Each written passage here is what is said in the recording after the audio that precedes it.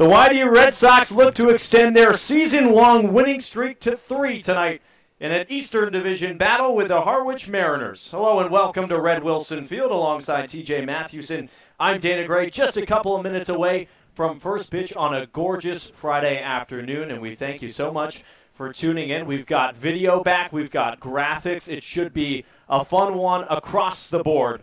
And to start it off, let's meet the Harwich Mariners lineup, the division-leading Harwich Mariners, coached by Steve Engler. Leading things off, the second baseman Cameron Thompson. Chris Gallen bats second. The right fielder, Zach Watson, one of those dangerous hitters out of LSU. He's out in center, batting third. Andre Lipsius bats fourth over at first base. The shortstop, Danny Casals, bats fifth. Tanner Morris in the sixth hole, the designated hitter. Mason Meadows will go seventh, doing the catching duties tonight. The third baseman, Ray Gill, batting eighth. And rounding out the lineup, the left fielder, Ben Norman. And TJ, Jensen Elliott making his second start of the summer in a Red Sox uniform, hoping to build off what was a shaky start in outing number one, but talking with a few of the coaches, it seems like he's roaring and ready to go this afternoon. Yeah, he threw a bullpen yesterday, and assistant coach Dan Jaffe was up here in the broadcast booth earlier talking about it with us and said, made a few adjustments, and we're going to see a whole new Jensen Elliott out here on the bump for YD today. Looking for that fastball to improve location. Also, hopefully, a couple of bumps up in the velocity as we're just about ready for first pitch on a gorgeous Friday afternoon. Fans lining both the lines and filling up the bleachers at Red Wilson. Game number 11 for the Red Sox. 4-4-2. Good enough for second place in the East, taking on the 6-4 Harwich Mariners. Elliott readying the first offering to Thompson, and we're underway in Yarmouth. Fouled off to the backstop. Elliott getting ahead of the count over Thompson. Mentioned that first loss coming a few days ago for Elliott against the Commodores, an 8-0 defeat. 0-1 on the way. That catches the inside corner. Quickly 0-2 on the leadoff man, Cameron Thompson. Let's not forget that Elliott this season, coming off of Tommy John surgery, pitched only 10 innings for Oklahoma State. 0-2 just outside, says home plate umpire Rudy Fernbach. The rest of the crew over at first base, Vincent Alexander Medina. And the third base umpire this afternoon is Dan Henry. 1-2 count, no score, no outs, no one on base in the top of the first. The 1-2 to Thompson runs just inside, evens the count up at 2-2 strikes. Red Sox, a nice win yesterday against the Kettleers. 6-1, getting a little revenge after dropping both doubleheader games on Father's Day over at Lowell Park. Elliott from the windup, 2-2, fought off foul. Thompson putting in a good battle here to start things off. Has an 8-game on-base streak that he's been riding through most of this season. Hoping to pull that to 9 right here with the first at-bat of the game. Elliott into the windup, the motions, and delivers the 2-2. This one flown out to center field. DeLuca ranging to his right, and he's got it to make the first out of the inning. Let's meet your YD Red Sox outfielders. Left to right, it goes Reese Albert. Johnny DeLuca making that grab in center. Zach Ashford out in right. And into the infield, Nick Quintana manning the hot corner. Christian Koss over at short. Luke Waddell at second. Andrew Dashbach at first base. And Vito Freesia doing the catching for Elliott. Chris Gallen, the number 2 hitter, takes strike 1 over the heart of the plate to begin his at-bat. And we talked about the fastball control with Jensen Elliott right before this game got underway, and here he is out here being aggressive with that pitch early. 0-1 cut on and miss, that off speed. Gallen swinging above it. Another 0-2 count to begin this ball game for Jensen Elliott. That contest against the Commodores just went 4 innings, gave up 3 earned runs. No strikeouts as well. 0-2, waste fastball away. Laying off of it is Gallen. No score in the top of the first, 1 away. Bases empty for Chris Gallen, the right fielder for the Mariners. Elliott with the wind. 1-2 fastball in the dirt. Moves the count to 2-2. First home Friday game of the summer for the Red Sox. They get to don the Cape Cod red jerseys for Red Shirt Friday, worn by the 5 home teams every Friday throughout the summer. 2-2 from Elliott. Fastball away, and the count has been pushed full by Galland. So the Sox, with 2 points today, have a chance to move up into a tie for first place with the Mariners, depending on what Chatham does. Payoff pitch is lofted into foul territory down the left side. 3 balls and 2 strikes on Galland, the Boston College product, hailing from Sudbury, Mass. Not too far away from here. 294 hitter so far with the Mariners. Elliott's payoff pitch, spoiled to the backstop. A couple of good battles to begin this game. Galland and Thompson both putting up a fight against the righty from Oklahoma. Well, Elliott's using that fastball a lot, but through Cam Thompson and Chris Galland, they both look like they are on that pitch so far. Payoff pitch to Galland is a grounder over to first. Dashbox got it, flips on to Elliott covering. Just like that, there's 2 away. That's a pretty routine play over there for Andrew Dashbach, one of the most sure-handed fielders on this YD roster. Just a nice ground ball right to him. Fields it with the backhand, and good job, Jensen Elliott, remembering to go over and cover first base. So 2 away in the top of the first. Still no score between the Sox and the Mariners, and a very dangerous hitter to plate here, Zach Watson, the LSU product, second in the league in batting average with .462. Swings and misses, though, at the first offering from Elliott. 6-game hitting streak for Watson, who is playing in one of his last few games for the Mariners for a while, shipping off to Team USA sometime Sunday or Monday. 0-1 from Elliott, runs inside. Looks like that went off the butt of the bat, possibly. So a foul ball. Watson talking things over with home plate umpire Rudy Fernbach. I don't know if he thought that might have nicked him. Came pretty close to the hands. Yeah, well, it's a frustrating outcome. That ball riding inside, nowhere near the strike zone. You just can't get the bat out of the way. 0-2 count on Watson. Here's the pitch. Just outside, off speed. Elliott trying to place that, but it was a good eye from Watson to lay off of it. Ball and 2 strikes. 2 away in the first. Elliott, the sign from Freesia. And the 1-2 outside. So Jensen Elliott has gotten ahead of the first 3 hitters in 0-2 counts. But all 3 Mariners have battled their way back to push it even at 2-2. Next offering to Watson. Wave and a miss. Strike 3. First K of the season for Jensen Elliott, and he gets one of the most prominent hitters in the country to go down by way of the K. 1-2-3. Go the Mariners in the first. We go to the home half. Red Sox coming up to bat. You're listening to YD Red Sox Baseball on the Cape Cod Baseball League Network.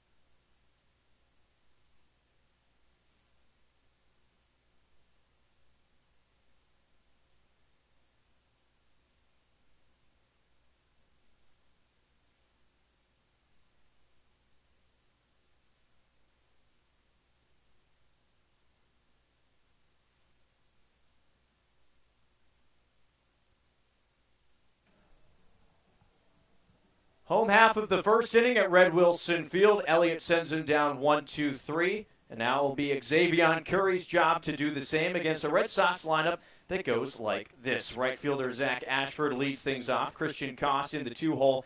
Playing shortstop, Andrew Dashbach riding that 5-game hitting streak. He bats third. Reese Albert in the cleanup spot out in left field this afternoon. The designated hitter Noah Campbell bats fifth. Johnny DeLuca, he'll go sixth out in center field. Nick Quintana batting seventh. The third baseman doing the catching duties and batting eighth is Vito Freesia. And Luke Waddell will round out the order batting ninth and playing second base. The Red Sox get their second look at Xavier Curry playing at White House Field just a week ago from this evening.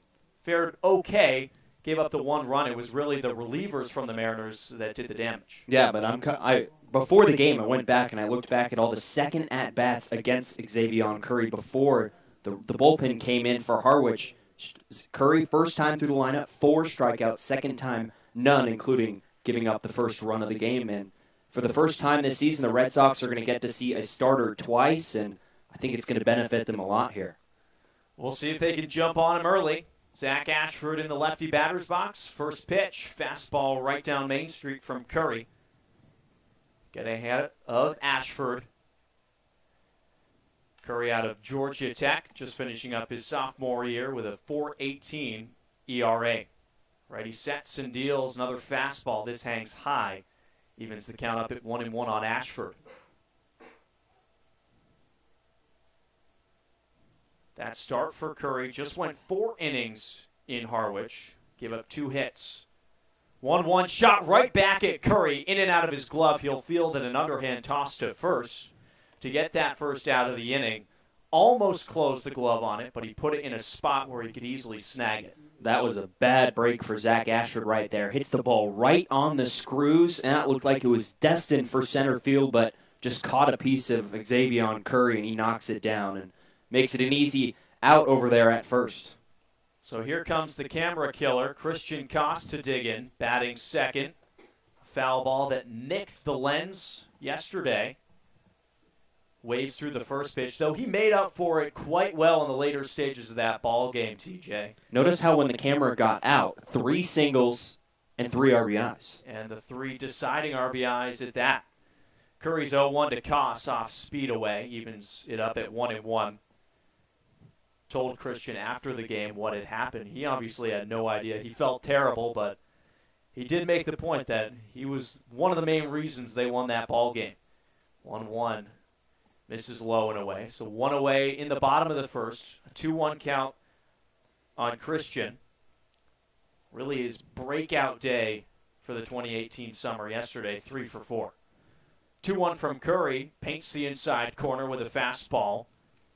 2-2 on Koss. As the Red Sox took down the Cavaliers 6-1. Little payback from that Father's Day 2 defeats. 3-1 is a bounding grounder over to the second baseman, Thompson. He's got it over to first in time to get Koss, and there's 2 away. Andrew Dashbach to plate. Hope to extend this first inning. 5-game hitting streak, which is good enough for the tops of the league at the moment.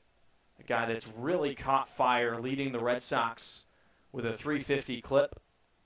Obviously, the first home run of the season coming for the first baseman yesterday. Got the Sox on the board with a shot over the right field fence.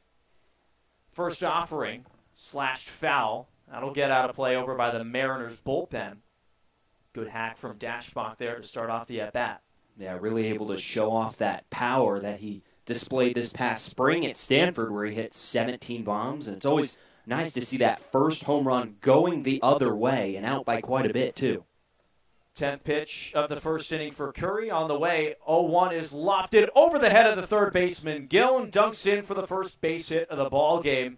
Dashbach extends his hitting streak to 6, and the Red Sox have a base runner. Looks like a curveball that was hung up in the zone. Dashbach way out in front of it, but able to keep his bat over the plate just long enough to float it over the third baseman's head and into left field. 2-out base runner for YD. Reese Albert, the foreman, digs in out in left field today, hoping to move Dashbach across the base paths. Righty on lefty matchup begins with a ball low in the dirt. So Curry gets Ashford to line out, call it a 1-3 as he did drop it. And then Koss grounding out, but Dashbach extending the frame here. Red Sox hoping to open the scoring. 1-0, grounded over to the second baseman. Thompson flips to second for the easy out, and the Red Sox go down. Do get one hit, no runs, and we go to the top of the second, still scoreless from Red Wilson Field. You're listening to ID Red Sox Baseball on the Cape Cod Baseball League Network.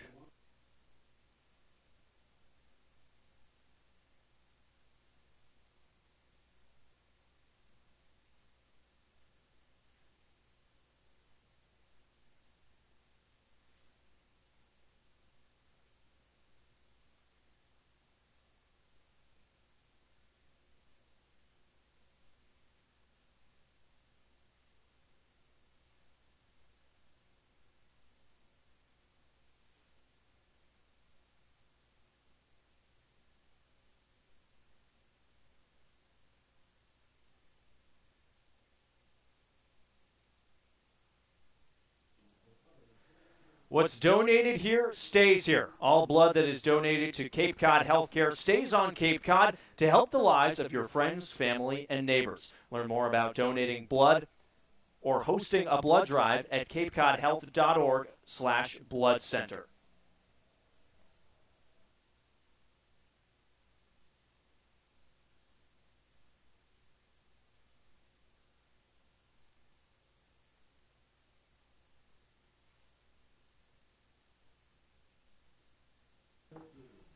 Top of the second from Red Wilson. Couple of goose eggs still up on the scoreboard between the Red Sox and the Mariners.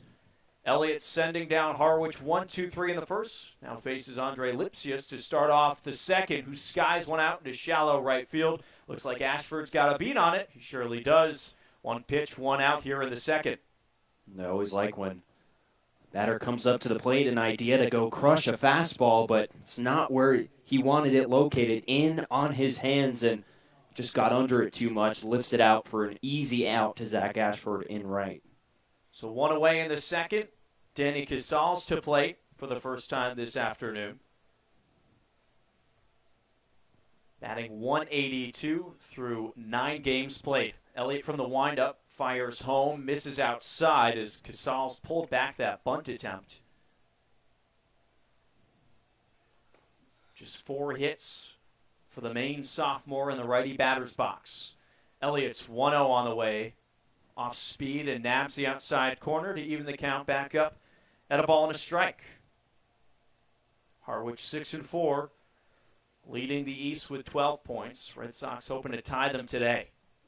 1-1 away, 2 balls and a strike.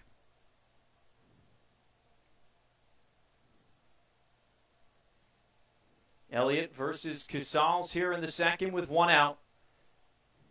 2-1 pitch, fastball on the outside corner. Casals didn't like it, nevertheless, a 2-2 count. Harwich team that's averaging just about 3.5 runs per game. Tad under YD's 3.7.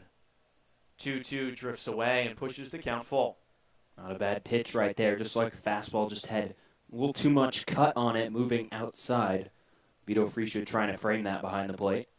We'll see what Elliott goes with here on the full count. Pitch to Casals. Here it comes. Gets away from Freesia.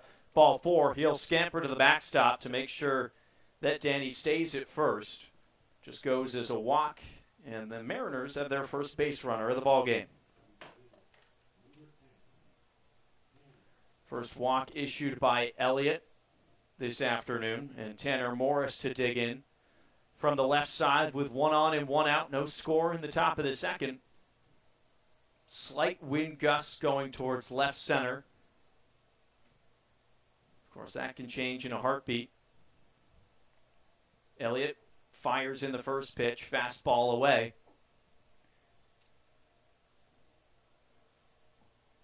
Morris, a .333 hitter at the moment. 7 hits, 4 runs batted in. 1-0 cut on and hit high over our heads. Gets out of play. Ball and a strike on the 6th man for the Mariners. So Elliott with a perfect 1-2-3 inning in the first. Walks Casals on a 7-pitch at-bat. Now facing Morris. 1-1, driven out into deep right field. Ashford going back all the way at the wall, and it bounces off the fence. Ashford to get to it and fires it back in. A very long and loud single for Tanner Morris, and there's 2 aboard. Yeah, it looked like Ashford had a beat on that one. He's going back right up against the wall. Looks like it hits off the end of his glove. Just couldn't squeeze it, but best case scenario bounces right to him, and runner on base. Casals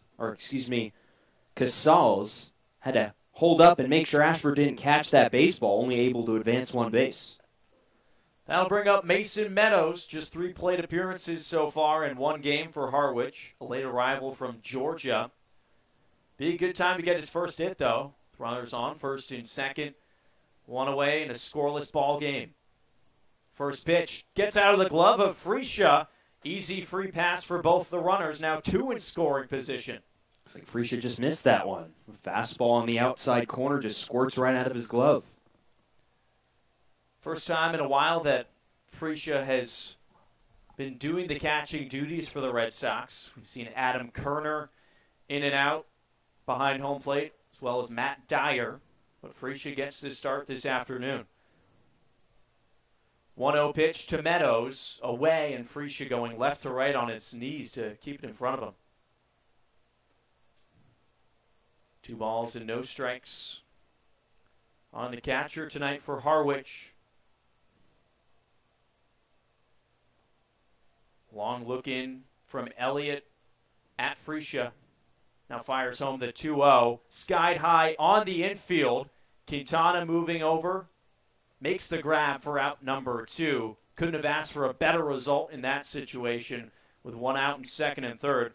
Now Harwich can't score with recording it out. Yeah.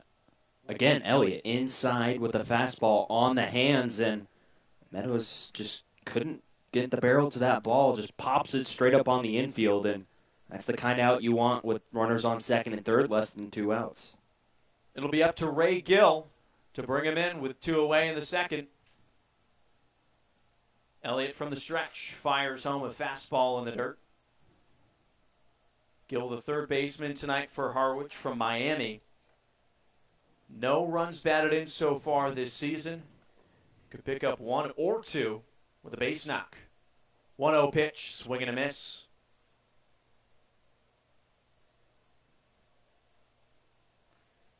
Casals walking. Moved over to second on the single by Morris. Both runners advancing on the pass ball. And it's second and third with 2 outs. 1-1 pitch, good 6 inches outside. 2 balls and a strike.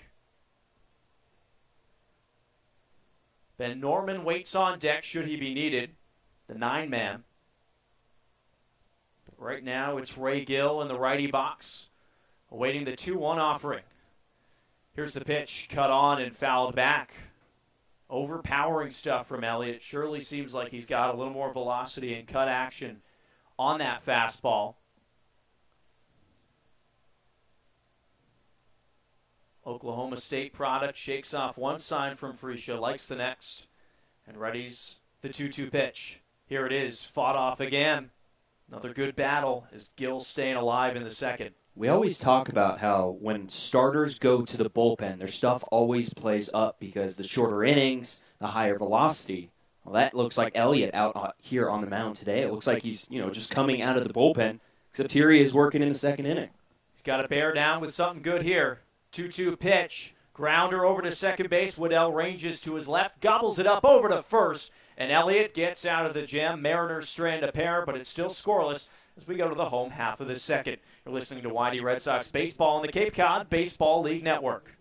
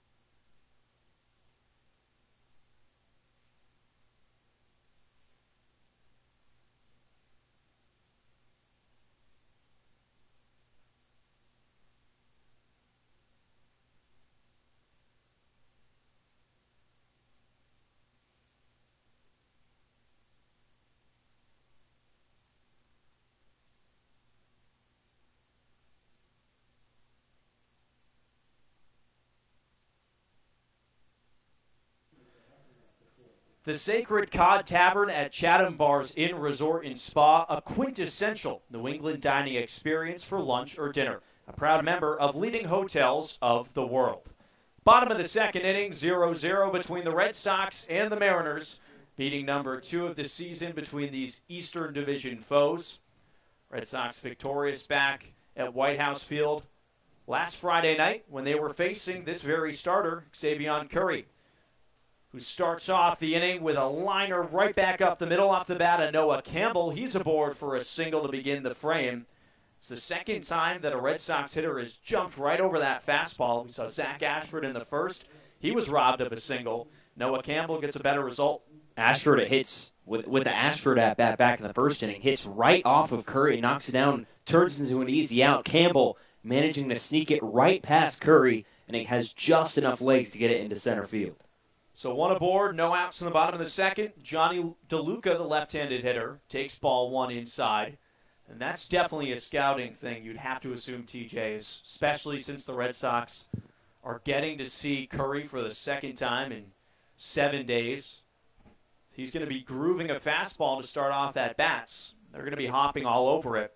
Campbell slides back in as he's checked on by the righty from Georgia Tech. For a lot of these guys, this is the second time they're able to see Curry. Not a lot of times, especially early here in the Cape League season. Can you do that? 1-0 grounder over to short. Casal's got it, goes to second. That's going to be the only out that he can maintain. DeLuca was speeding down the line, but they do get the lead runner. Campbell retired, and there's one away. That's a tough play for Casals. He had to go way in the hole at shortstop, and his momentum carrying him away from second, able to turn around and throw to Thompson, covering the second base bag, but center fielder and DeLuca, too much speed going down that first base line to double him up. So one away for Nick Quintana. Picked up his third hit of this summer last night against the Cavaliers. Went 1 for 2 with a single, batting .115. First pitch he hacks at and brings it foul over the backstop. Quintana, a guy that's still waiting to get that swing around. We know the power's in him. Hoping to showcase it here right off the righty in Xavier Curry. DeLuca, a hefty lead over at first.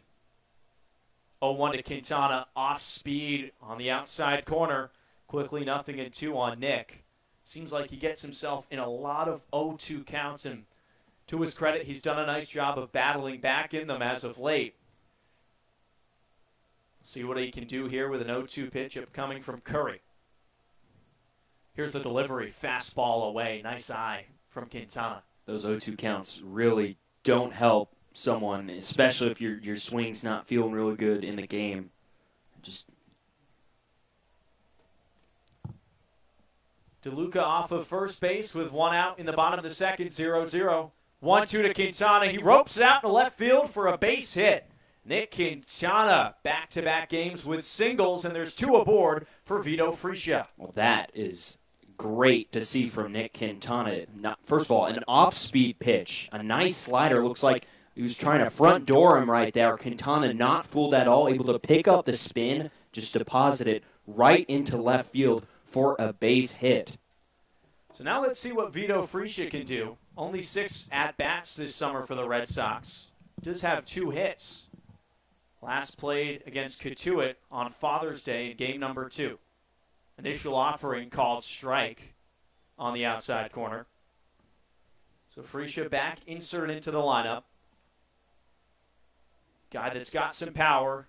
Led Hofstra with 7 home runs this past spring. Batting here with 2 aboard in the second. 0-1 pitch. That off speed and moves low to even the count up at 1-1.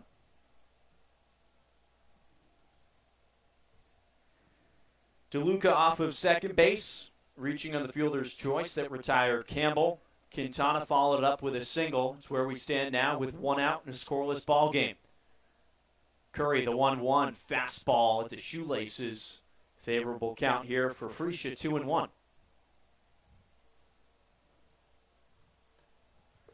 Luke Waddell on deck, getting the start today at second base. Curry, the signs from Meadows, the catcher, glances back at second. Now fires home with the 2-1. This a mile high. Ranging over to the right is Lipsius, and he's got it in foul territory. Prime out there for Curry to record, and there's 2 away. Just got Fresia to swing under it a bit, and it'll be up to Luke Waddell to continue the inning.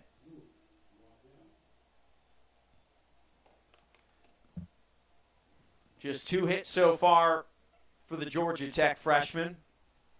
Standing at 5'8", 175 in the lefty box. 2 away in the inning. Curry deals. Called strike on the inside corner. That could have been low or inside. Rudy Firmbach disagrees, and it's 0-1.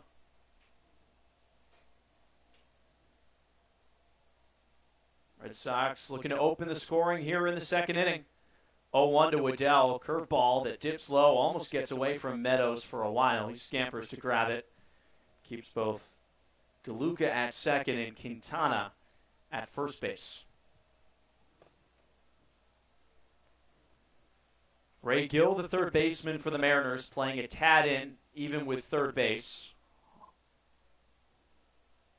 1-1, runs inside, 2 balls and a strike on Waddell. And you've got Danny Casals, the shortstop, playing a little bit behind second base, even with DeLuca, the runner, almost.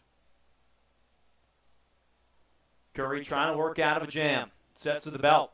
2-1. Waddell attempts to check his swing. They appeal. They say he did. Great count here for Waddell to work with. 3 balls and a strike. Ashford on deck. Should Waddell reach?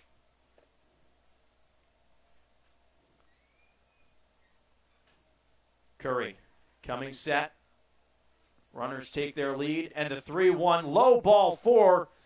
Red Sox load them up here in the second. Luke Waddell takes his free pass, and it's the top of the order trying to do some damage now with the Red Sox having him juiced. Getting to see a guy for the second time is so huge. You can see it in this lineup. Some of these guys seeing him for the first time, but remember, first game a week ago on Friday, 4 strikeouts for Curry through the first time through the lineup. Now, 0 strikeouts in the top of the order, back up again for the Red Sox. Zach Ashford leads the Red Sox with 4 runs batted in, hoping to get one here. Takes a strike and the curveball that dunks in. Ashford hit that line shot right back at the glove of Curry to start the game off. Would like some contact similar to that here with the bases loaded, 2 away in the second. Curry's 0-1. Curveball that falls out of the zone. Ball and a strike on the leadoff man for the Red Sox.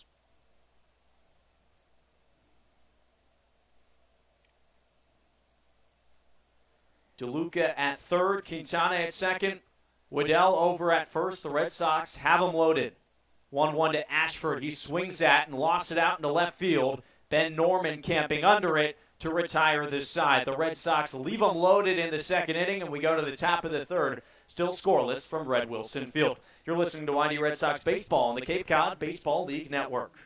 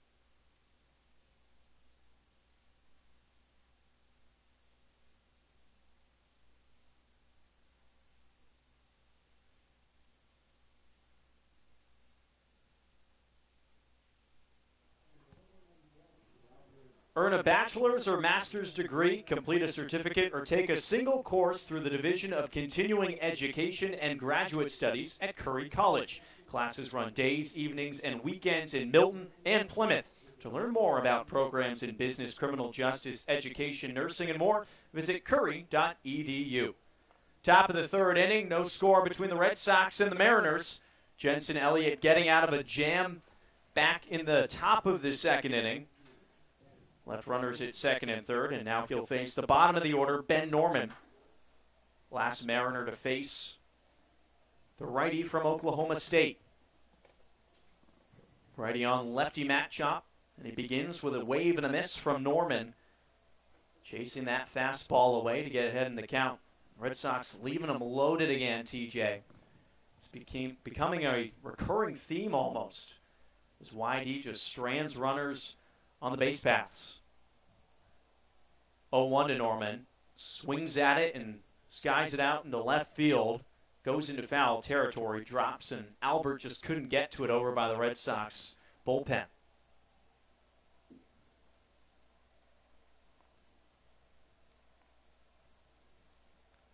Ray Gill ended the second inning with runners on second and third, grounding out to second. Zach Ashford flies out in the bottom of the second with him loaded. 0-2, trying to paint that corner. Freesia set up outside, and Elliott met him right there, but it just goes as a ball.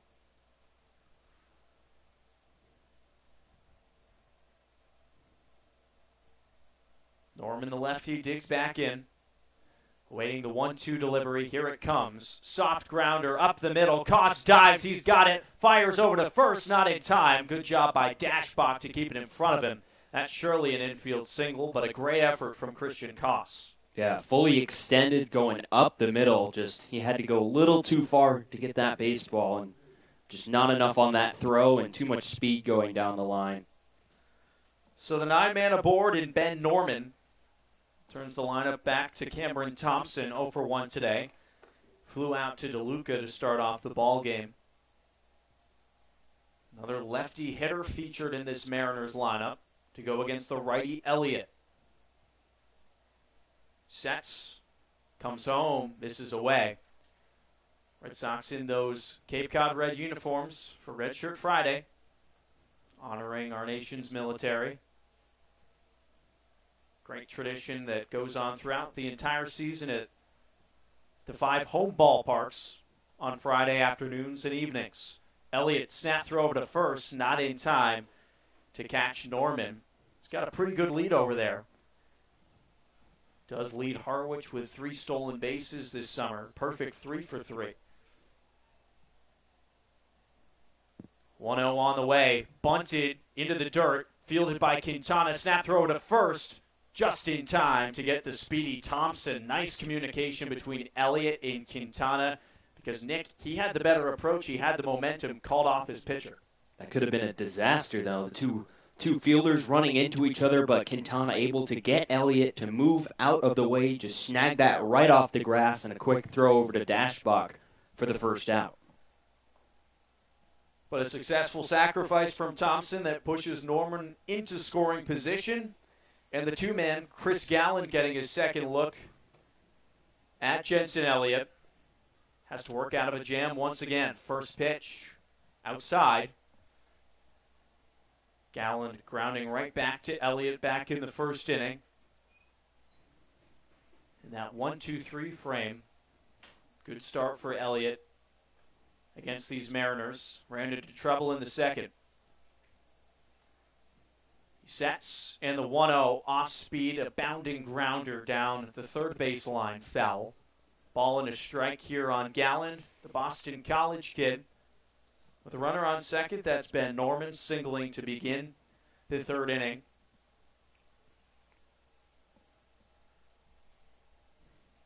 Mariners have put up 2 hits so far off of Elliott. Snap throw over to first, just not in time. You had Waddell sprinting over. Still a 1-1 count. Norman off of second.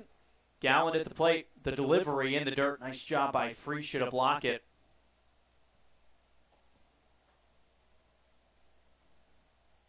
So the Mariners just 1 hit away already from matching the total of both the Kettleers and the Commodores over the past 2 days against this Red Sox pitching staff.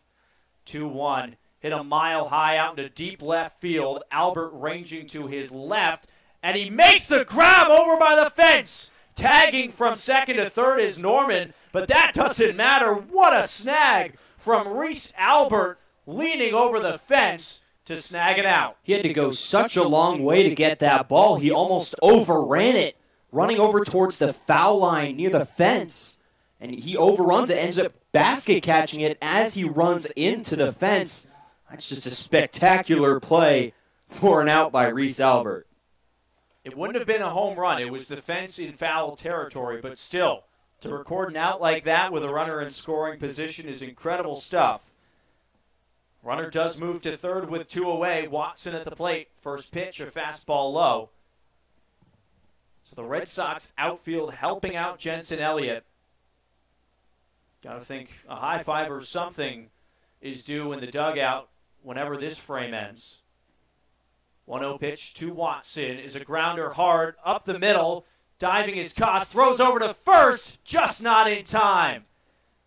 Another spectacular play from Christian Koss to keep the ball in the infield, but a tad too late, and the Mariners draw first blood. That's the same exact placement of that baseball that Ben Norman hit his baseball to lead off this inning, and he's who scored from third. And, second time, Koss still makes an excellent play on that baseball going up the middle, but same result, and the end result is Harwich is on the board.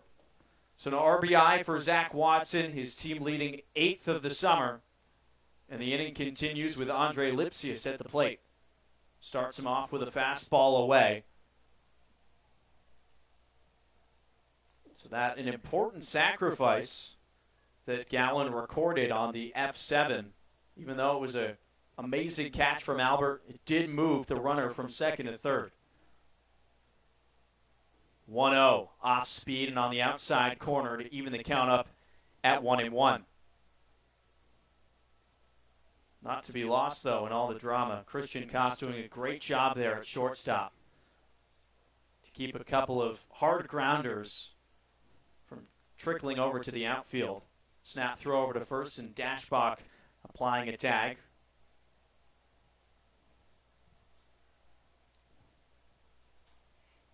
Danny Casals standing on deck. The inning would continue. 1-1 from Elliott. Dips away. 2 balls and a strike on the foreman for Harwich. Lipsius batting .315 at Tennessee this past season. Picked up a single yesterday in Harwich's 4-1 victory over the Commodores. 2-1 outside again. Freesia setting up outside. Don't think he wants it that far off the plate.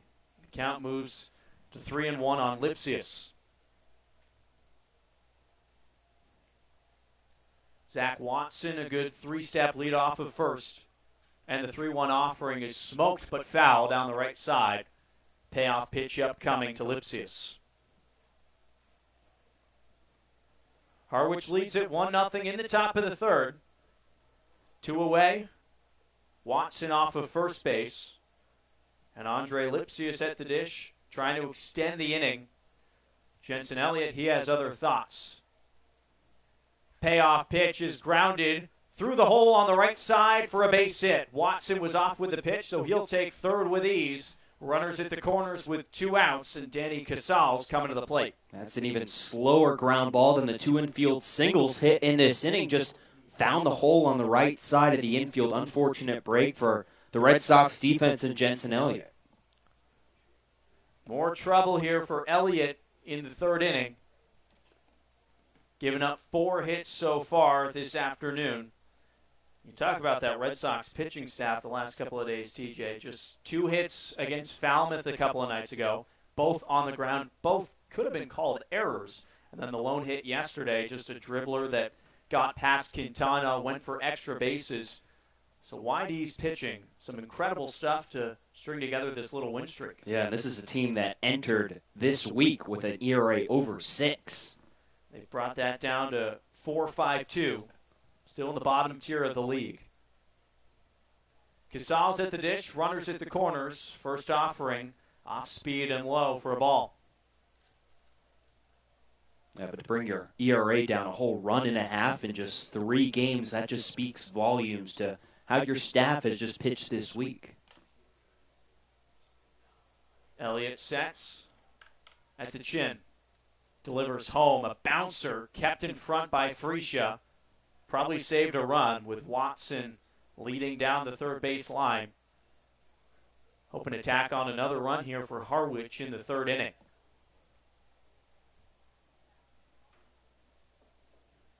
Lipsius off of first, Watson off of third, throw over. Dashbach doesn't even bother putting down the tag, just trying to keep Lipsius honest.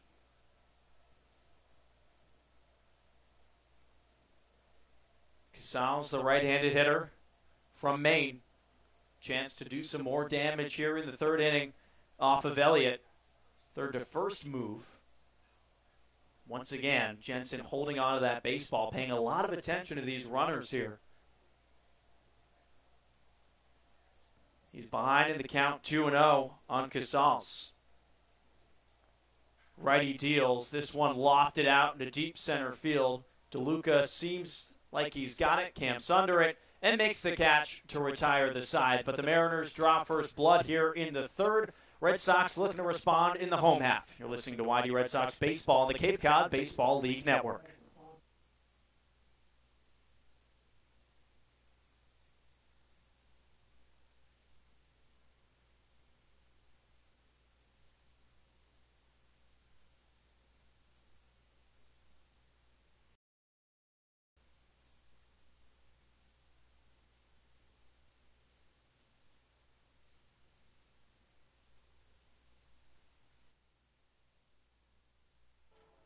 Wicked Thrift and Pop Rock Vintage is located at 533 Route 28 in West Yarmouth, Massachusetts. They are one of the top 10 thrift stores in Massachusetts and is the only clothing resale store on Cape Cod that buys your clothes outright. Stop in and check out their fun selection today. Bottom of the third inning, and YD hoping to respond to that run put up by the Mariners in the top half of the frame. Banging up Jensen Elliott just a tad. Does get out of a first and third jam to keep the damage at 1. Christian Costa lead things off. It'll be 2, 3, and 4. Dashbach and Albert expected to face Xavier Curry. From the windup, fires home, and Koss skies this one out into the gap in right field. A base hit to lead things off for Koss. He's really hitting up the last couple of days. 3 hits yesterday and checks in with his base hit today. Just goes up there hunting that fastball from Xavier Curry and just lines it into the right center field gap to get this third inning underway. Bottom half of the third inning underway, of course. Dashbach to plate here, singling in the first inning to extend that hitting streak to 6 games. The one that extended it yesterday was a moonshot that brought the score even.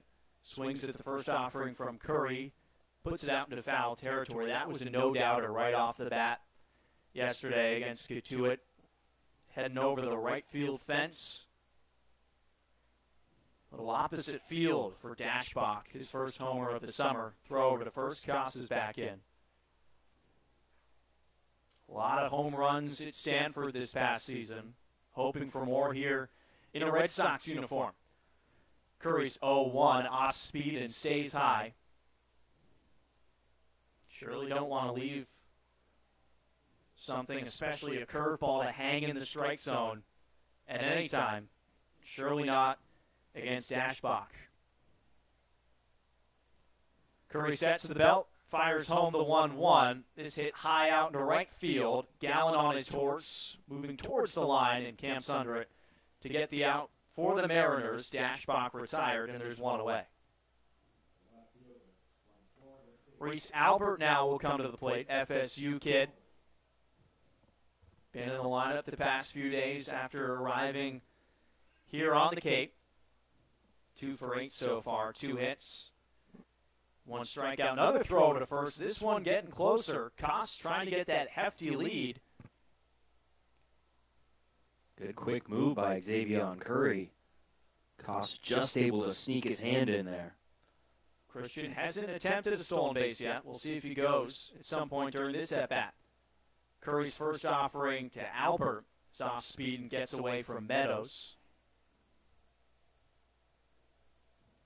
Reese grounding out back in the first inning with a runner on first as well to end that initial frame.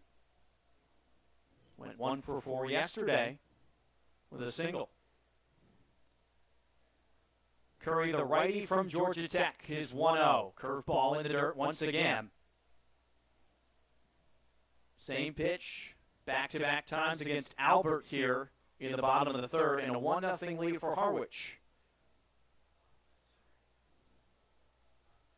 Another throw over. This time, Lipsius thought he had Koss. First base umpire Vincent Alexander Medina says no, and Koss stays alive. 2-0 the count on Albert. Here's Curry's delivery. Fastball, hair outside, 3-0. Prime opportunity for Albert to get a look at something good here if he has the green light.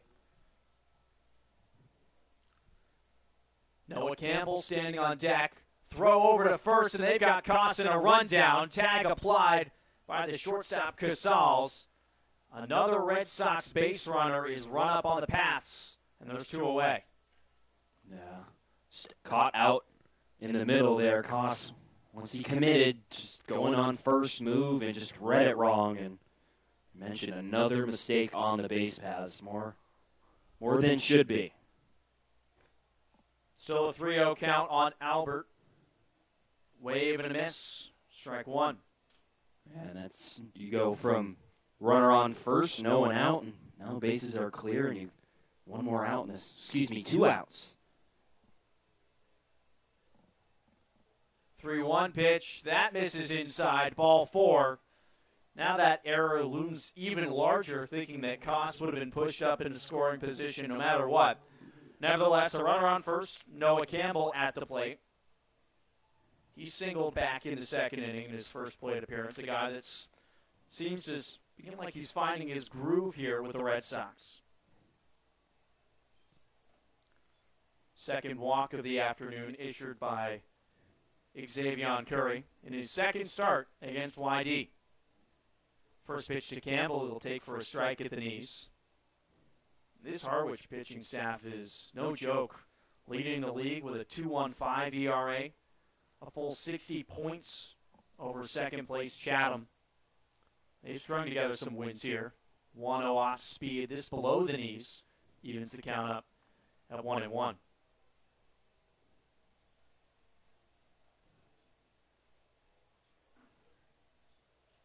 Two outs, runner on first is Albert.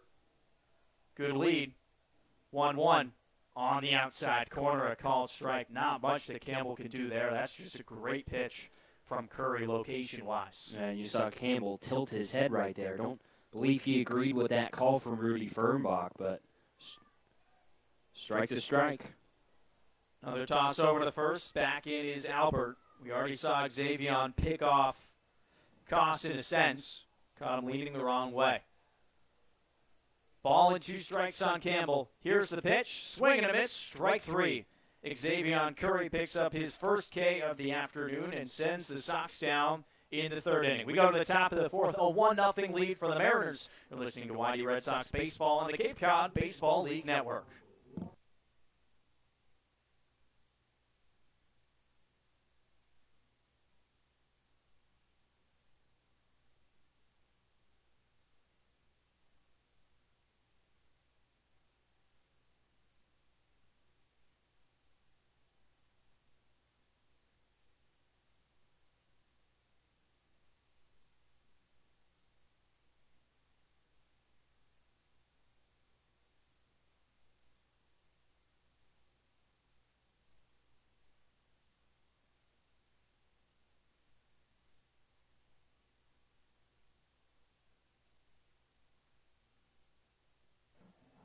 The Red Jacket Resorts is your place for all family fun. With numerous locations located around the Cape, you'll find the perfect fit for your vacation. Visit redjacketresorts.com for all of their locations and availability.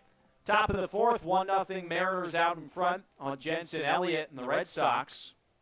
Scoring that lone run back into third. Hoping to string together a couple of more here. Ben Norman crossing home plate a few moments ago after that single came through from Andre Lipsius. So other than that, it's been a solid outing for Jensen Elliott. 58 pitches to get through the 3 innings, and now faces the lefty Tanner Morris to begin the fourth.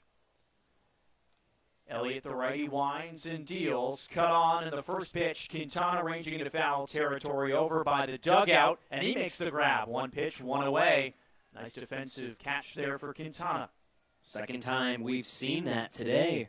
Mariners up there, top half of the inning, go up there swinging and get under a fastball from Jensen Elliott. Just pop it up on the infield. Mason Meadows to plate here in the fourth with one away. The base is empty.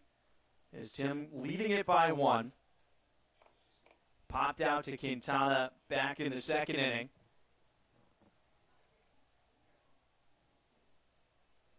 Righty on righty matchup begins with a fastball connecting for a strike over the heart of the plate. Red Sox stranding. The base is loaded back in the second inning. Still no runs for them. 0-1. This is a little bit too low, and evens the count up at 1-1. Elliott facing the bottom of this order for Harwich. Would love another 1-2-3 inning. He got one back in the first. Winds in the 1-1 pitch. Cut on and miss. Off speed. Bottom drops right out of it.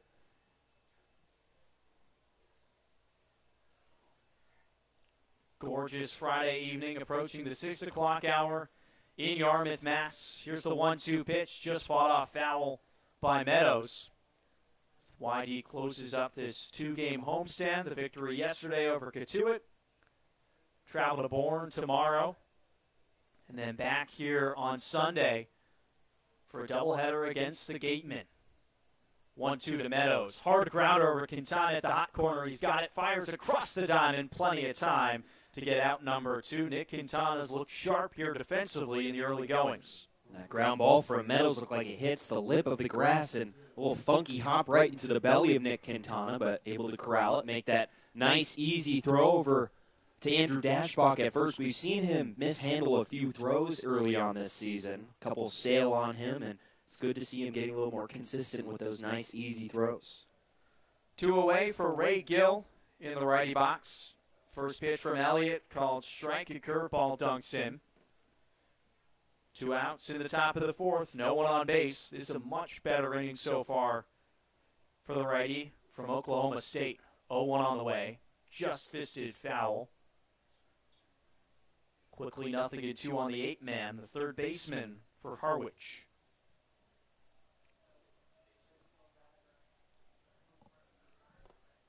Katuitt with a 4-1 lead over the Whitecaps. That's the only other game underway. 0-2, just outside. Freesia setting up there. It's a good waste pitch from Elliott. Brewster having a really tough time getting some wins. Sitting in the basement of the East after they won the championship just last summer. 1-2 pitch from Elliott. Fought off foul out of play towards the right side. It'll keep the count at a ball and 2 strikes. So Katuitt a 4-1 lead over Brewster. Falmouth and Hyannis just about to get underway. Bourne and Chatham do battle at Veterans, and then the Gatemen and the Firebirds over at Eldridge coming up later at 7 o'clock. 2 away in the fourth. 1-2 pitch from Elliott, called strike 3. Nice pitch from Jensen Elliott, and he retires the side, and the Mariners go down 1-2-3. We go to the home half of the fourth inning, a 1-0 lead for Harwich. You're listening to YD Red Sox Baseball on the Cape Cod Baseball League Network.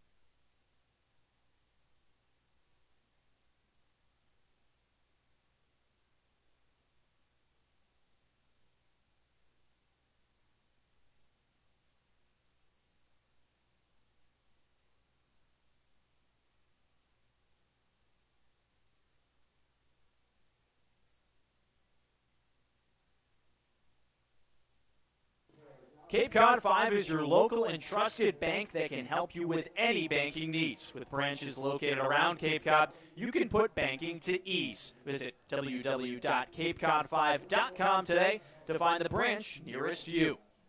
Bottom of the fourth inning, a 1-0 lead for the visiting Mariners. Red Sox have threatened a few times. 4 hits off of Xavion Curry. No runs to show for it, though, TJ. Yeah, had their opportunities, left the bases loaded back in that second inning. Had their opportunities so far today. We mentioned they've left a lot of guys on in the last few games. Just finally able to break out at the end of the game against Katuitt yesterday, but in general still struggling with a lot of runners on base yet to really just find their groove to get those guys in. Johnny DeLuca will start things off, one of the Ducks, in the bottom of the fourth. Trailing by a run against Xavier Curry. Righty deals. Fastball low in the dirt. DeLuca grounding out in that fielder's choice back in the second. Hoping to start off the fourth inning on the right foot. 1-0 from Curry. He's fought off foul over towards the left side out of play. Ball and a strike on DeLuca, one of the guys that struggled for YD so far. Just 133 the clip through 5 games of play. Off speed on the next offering. Just another foul.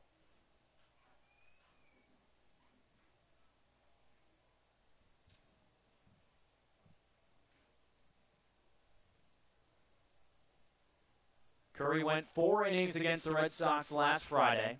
Hoping to finish off the fourth here with the 1-2 missing low. 2 balls and 2 strikes. Those 4 innings were real solid for the starter from Georgia Tech. It was those middle innings when the Mariners bullpen took over where things went awry. 2-2. Curveball dipping low and inside, and the count's pushed full. No outs, no one on base in the bottom of the fourth. 1-0 lead for Harwich. Quintana on deck. And the payoff pitch to DeLuca. Ball 4, fastball missing low. Red Sox have the leadoff man aboard, Nick Quintana, striding to the plate. Now 3 walks for Xavier Curry here through just 3+ innings. Mentioned just through the 4 innings last time, and that's good to see for DeLuca, seeing the ball really well. If you watch Red Sox batting practice, you'll see coach or field manager Scott Pickler really working hard with DeLuca, really trying to help him turn that corner, as well as the guy at the plate right here. Nick Quintana singling his previous plate appearance, swings through the first pitch, might have nicked it into the glove of Meadows. Yeah, a guy that's hopefully, fingers crossed, turning it around here. 1 for 1 with the single. Now hits in back-to-back days for the Arizona Wildcat. He's got DeLuca aboard with no outs in the fourth. Red Sox trailing by 1. 0-1 from Curry, a fastball buried in the dirt. And this is a guy we know can hit.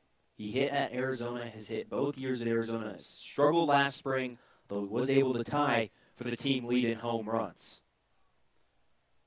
And only the 3 hits to show, but much better over the last few games at making sure he's getting the ball in play, avoiding the strikeout. 1-1, off speed, stays inside. Not the bite that Curry was looking for. 2 balls and a strike on Quintana. That's the pitch we saw him hammer into left field in his first at-bat. Able to see that really well. We'll see if Curry will double up on that pitch. Quintana and the count. 2 balls and a strike with no outs in the fourth. 1 on. Here's the pitch. Fastball, an inch or 2 off the plate. 3 balls and a strike with DeLuca walking to start off this fourth. Looking over towards Jensen Elliott, just the 1 walk for him as a starter so far, and it's a Red Sox team that leads the league with walks. So nice to see from YD. 3-1, well outside, back-to-back free passes issued by Xavier Curry to start off the fourth. YD with a couple runners on for the 3rd time this afternoon. We'll see if they can make good on it here in the fourth. And for a guy who's struggling, and Nick Quintana, or at least was struggling, that's a sign where you see they're probably starting to break out of it, seeing the ball a lot better, knowing where the strike zone, not chasing one of those pitches. Had it been last week, we might have seen Quintana swing at a couple of those, swing right through it, but he'll just walk it, take his free base. So first and second with no outs. Freesia at the plate, lays off the first one, but it's a called strike. Freesia popping out to first base back in the second. Getting the start today from Scott Pickler. Just saw 1 plate appearance in the last few days, that coming towards the tail end of Game 2 against Katuitt. 0-1, pulled back the bunt from Freesia as it moves low. 1-1. 6'3", 230 in the righty box, but still squaring around to bunt, hoping to sacrifice DeLuca and Quintana over. Curry, the righty, setting at the belt, glances back at second, now comes home. Over the plate, Freesia pulled the bunt back once again, but both times that's happened, they've been called strikes by Rudy Fernbach.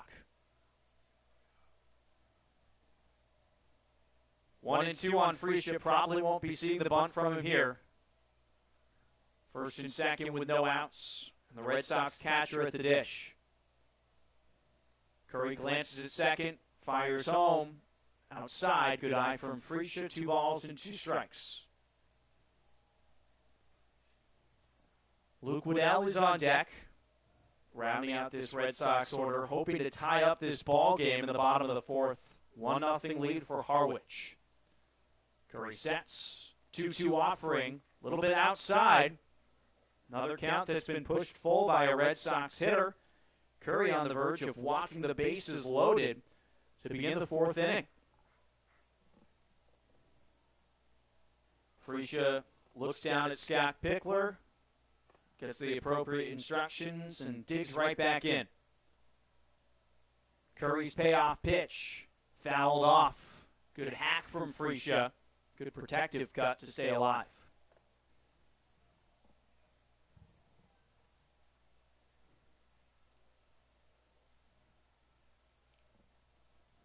Seventh pitch of the at-bat upcoming. DeLuca off of second, Quintana off of first, neither being held on. Here's the 3-2 to Freesia. Off speed, and it stays high for ball 4. 3 straight walks from Xavion Curry, and the bases are juiced for the 9-man, Luke Waddell. That's a great eye there from Freesia, battling back from 1-2, a couple of close pitches. That fastball in the 2-2 count that just misses outside, and that one again looked like an off-speed pitch, just barely off the outside edge, but Freesia, knowing the strike zone, able to take that, take his free pass. Some action up in the Mariners bullpen down the right field line, and a meeting on the bump for the Mariners infielders. Second time that the Red Sox have had the bases loaded this afternoon. Had them juiced into second. Zach Ashford at the plate with 2 outs, and he flew out to left field. Now it's Luke Waddell, who walked back in the second to push those bases loaded, just hoping to scrape across a run here for the Red Sox in the bottom of the 4th inning. We've seen tons of different stuff from Scott Pickler this season. Suicide squeezes, safety squeezes. Not sure if we'll get one here. Waddell, the number 9 hitter. It was just 2 for 15 this summer. Righty on lefty matchup with the bases loaded in the bottom of the 4th. No outs. Curry trying to work out another jam. Fires home the first pitch, a fastball right down the middle. Waddell keeps the bat on his shoulders. DeLuca on third. Quintana off of second. Vito Freesia on first base with the corner infielders playing in. 0-1, gets away from the catcher Meadows. He alertly gobbles it up, though, right at the lip of the dirt. Keeps DeLuca at third base and keeps the Red Sox off the scoreboard momentarily. Good read over there by DeLuca. The ball not far enough away from the catcher Meadows. Would have been an easy play for him. Grabbing that ball, running back to home plate. I don't think DeLuca could have made it down the line. Red Sox have him loaded in the 4th. 1-1 to Waddell is roped up the middle, a base hit. Great contact from Waddell. 1 will score. Quintana held at third. Red Sox tied up just like that, courtesy of the RBI from Luke Waddell. No suicide squeeze needed with this scoring opportunity. Waddell just taking that one, lining it right back up the middle. Hit a little too hard to score. Nick Quintana running from second base. Zach Watson out there in center field, a Rawlings Gold Glove member at LSU this season, one of 3 outfielders. So, good to see Whitey able to cash in with the bases loaded. Zach Ashford will plate for the second time this afternoon with him juiced. 1-1 ball game. First pitch off speed, runs inside. That coming back in the second, he flew out to Ben Norman in left field, but that came with 2 outs. A little bit less pressure here, as Curry hasn't recorded one yet in the 4th. Righty from Georgia Tech sets and deals. Grounder over to second. Thompson's got it on to second for 1. Over to first. Throw won't be made. Ashford scampering down the line. Quintana scores. YD takes its first lead of the afternoon. 2-1 Red Sox. Too much speed going down there in the line. Your leadoff guy, Zach Ashford, able to hit it just slow enough over to Thompson at second base to give him enough time and to get down the line and get an RBI on his name. The guy who had 3 RBIs yesterday stepping up to the plate. Christian Koss, one of the hottest hitters over the last 24 hours for the Red Sox. He'll bat with runners on first and third. And might think that Xavion's Curry afternoon is done, and it surely is. Mariners go to the bullpen for the first time this afternoon after YD takes the lead and is still threatening on the other side of the break. You're listening to YD Red Sox Baseball on the Cape Cod Baseball League Network.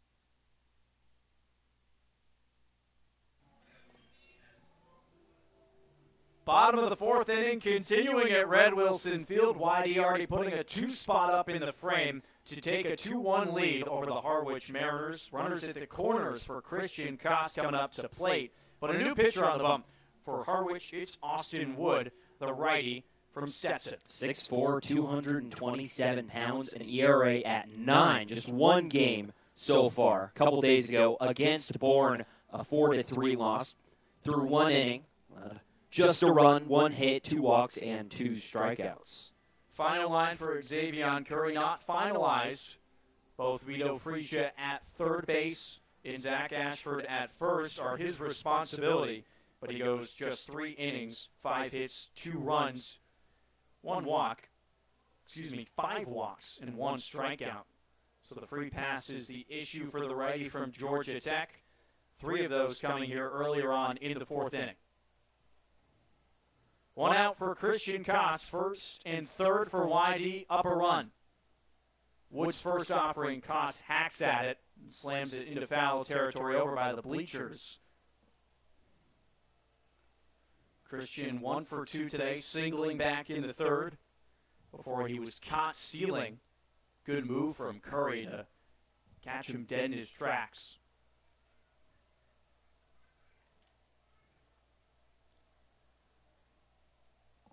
Christian out of UC Irvine, one of the later arrivals to the Red Sox team. Only missed a handful of games. 0-1. Koss bunts it up the first base line. Wood will field. Throw over to first. Not in time. The ball is dropped. Vito Fresia scores. A suicide squeeze successful for the Red Sox. That's the kind of pressure you put on a defense when you're able to successfully execute a suicide squeeze. You saw Wood out there on the mound, bobble the baseball, unsure how fast he has to go to catch Koss at first, ends up rushing to throw. He spikes it into the first baseman's glove, Liftius, and everyone's safe, and another run in for the Red Sox.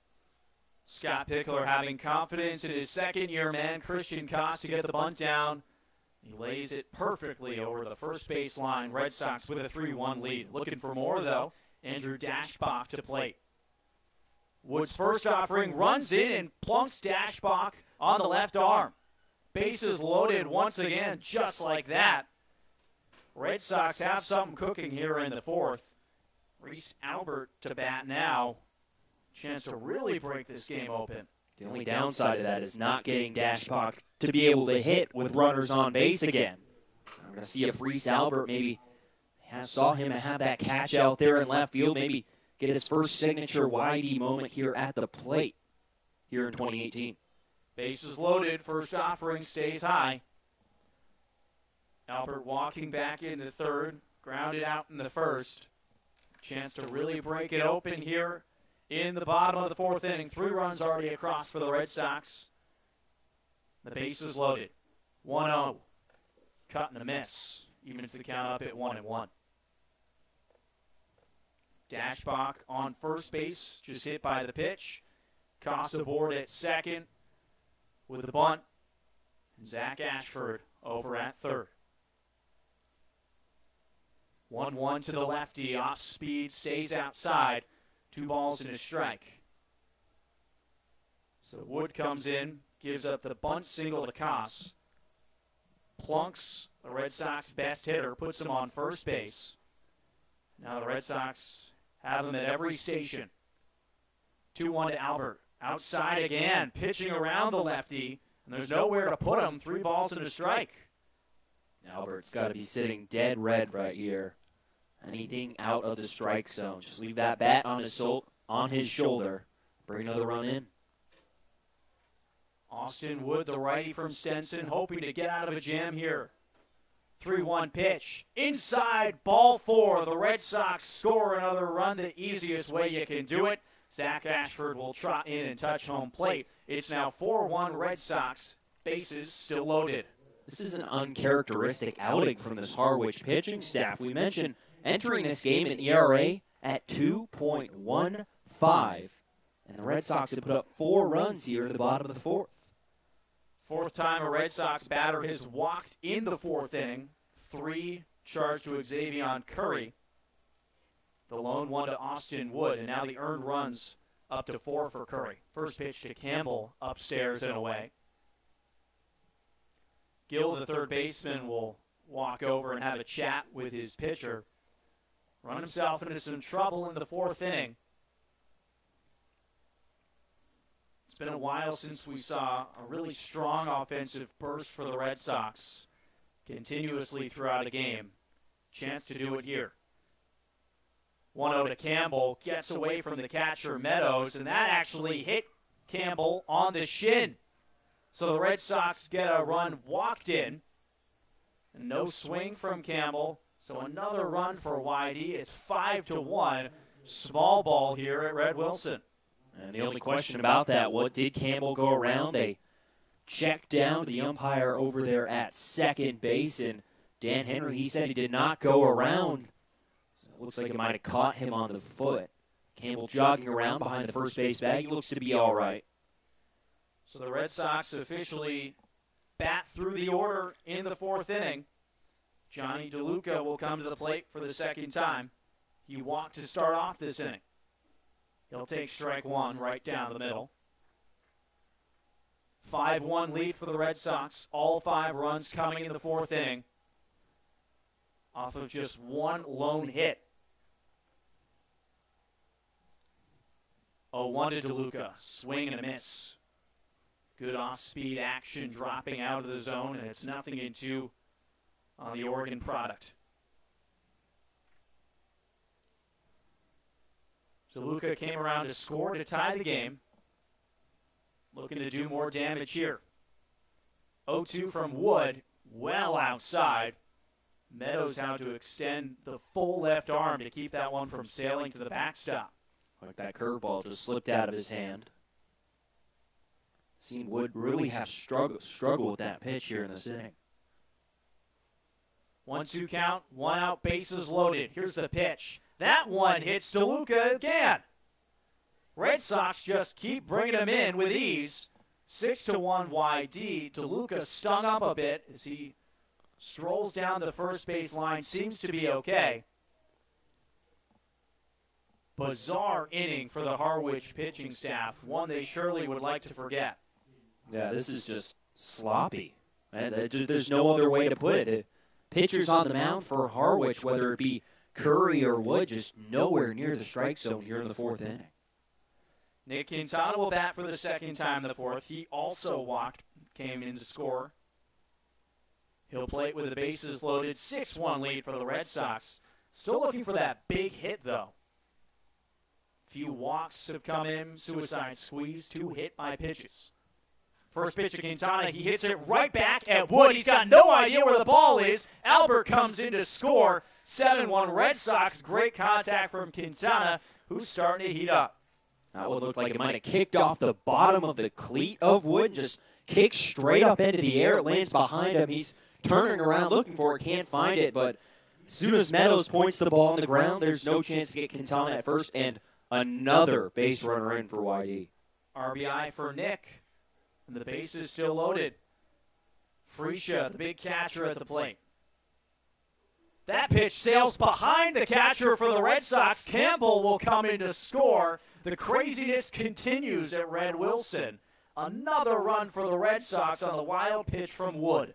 I'm surprised Wood is still out on the mound. He cannot find the strike zone right now. That ball looked like it just slips out of his hand and just sails on him all the way to the fencing behind the backstop.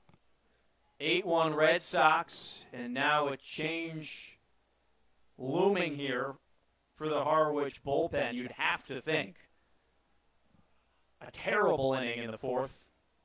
8 runs off of just 2 hits for this Red Sox offense that is batted around. This pace, they could bat around twice if they wanted to, as the Mariners go to the pen for the second time of the fourth. More action to come on the other side of the break. It's 8-1 Red Sox. You're listening to YD Baseball on the Cape Cod Baseball League Network.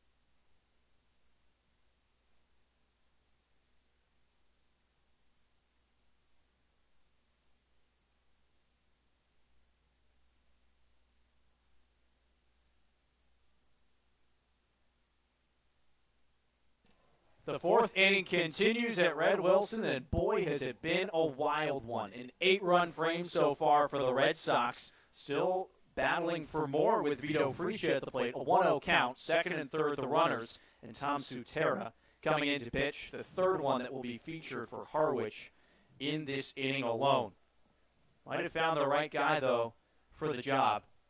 1.17 ERA through 3 games and over 7 innings pitched. Righty deals, cut on and fouled straight back by Frecia. 6'6", 190 on the bump. Going into his senior year at Siena College. Tabbed with quieting the Red Sox bats, or at least not hitting any of them, or walking any of them, in the fourth. 1-1 to Frecia. He loops this out into shallow right field. Coming on is Gallen, and it's just a foot foul. Frecia real close to bringing in 2 more Red Sox. That foul ball just a foot the wrong direction. The way this inning has been going, I don't think any of us here in the press box would have been surprised if it dropped fair, but Frecia just not able to hook that one left enough to keep it inside the line. Red Sox have batted around in the fourth. Frecia walking to load the bases. Seems like could be an hour ago off of Curry. 1-2 pitch, off speed in the dirt and away. 2 balls and 2 strikes on Frecia. DeLuca stands on third. He's walked and been hit by a pitch in this inning. Quintana off of second has one of the 2 singles for the Red Sox in the fourth. 2-2 from Sutera, off speed, nabs the outside corner. Backwards K for Vito Frecia, and finally the second out of the inning. Luke Waddell up to extend it. Only took 6 batters between outs here in the fourth inning. Not a great rate to go at if you're a pitching staff, though, as you mentioned, a bizarre one for Harwich. They've been phenomenal through their first 10 games of the season. Righty on lefty with Waddell at the plate. Takes off speed for a strike to begin this at-bat. Singling earlier in the inning brought in the first run to tie the ball game with the bases loaded. Here's the 0-1 to Waddell. Off speed again, this one on the outside corner.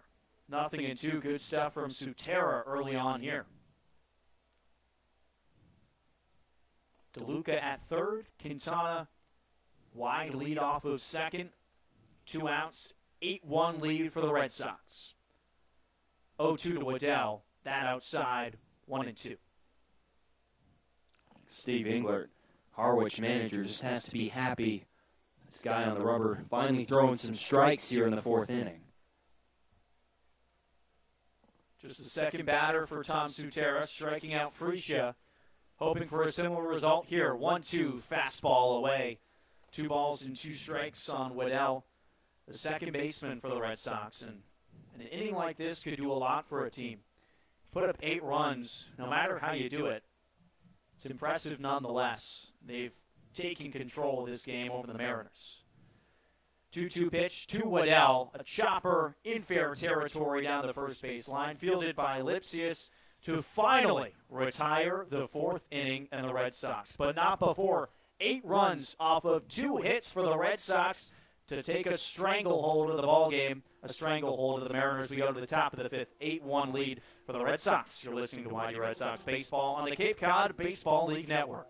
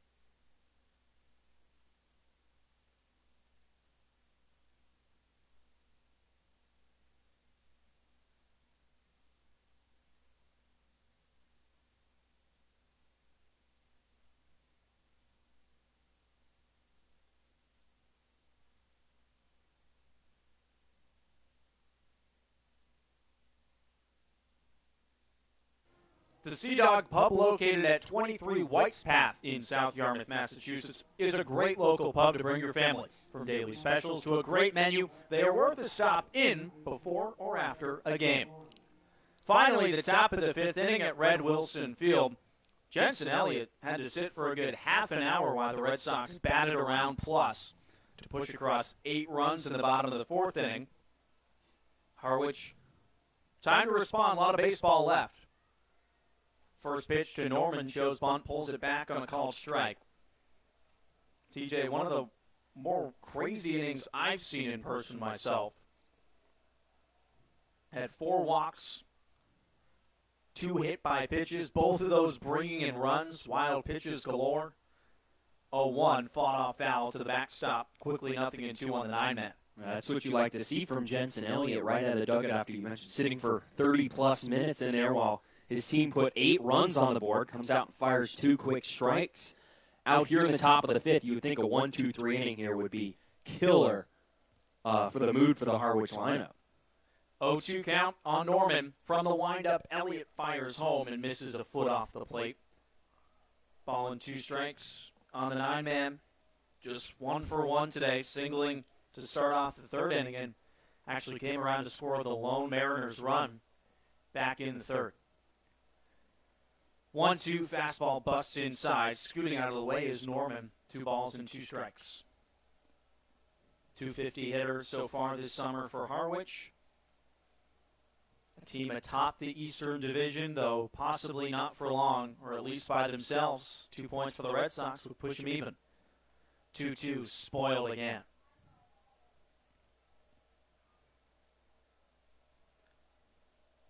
These two teams will meet up later in the month, June 27th, here at Red Wilson.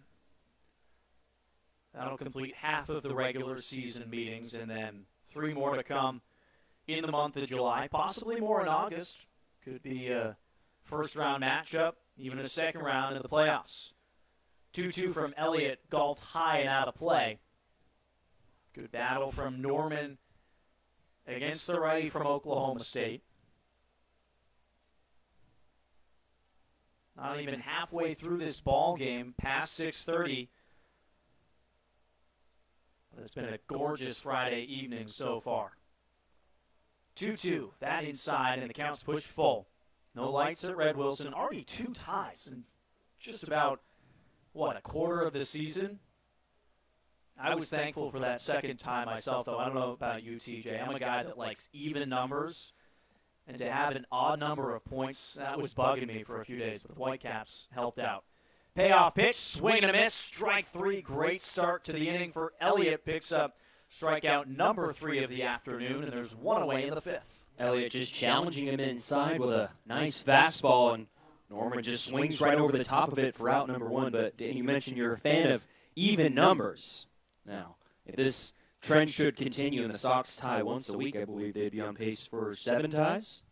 Which would be tough because 7's an odd number, right? Yeah. Got that right. Top of the order at the plate in Cameron Thompson, who bounces it through the hole on the left side for a base hit. Finally something to cheer about if you're a Mariners fan. A base runner in the 5th inning with 1 away. And the heart of the order coming up, Chris Gallen, the number 2 man to plate. Koss shaded up the middle right there, and Thompson just pounds that one right where Koss might be playing. Should he be playing a right-hander to pull through that 5.5 hole out there in shortstop. But just not there. Just the ball finds the outfield grass. Boston College Eagle at the plate, and Chris Gallen, right-handed hitter, watches off-speed strike number 1 go by. 8 runs off of 6 hits for the Red Sox. 1 run off of 5 for Harwich, plus the error, that charge to the pitcher, Austin Wood. 0-1 off speed and tails away, evens the count up at 1-1. Let's get a check on that final line for Wood. Goes no innings, 1 hit, 4 runs, 3 of them earned, 1 walk, no strikeouts. Probably seen better innings out of relief. The 1-1 inside just by a little bit. Good placement, though, from Elliott. Hasn't lost his control in these middle innings.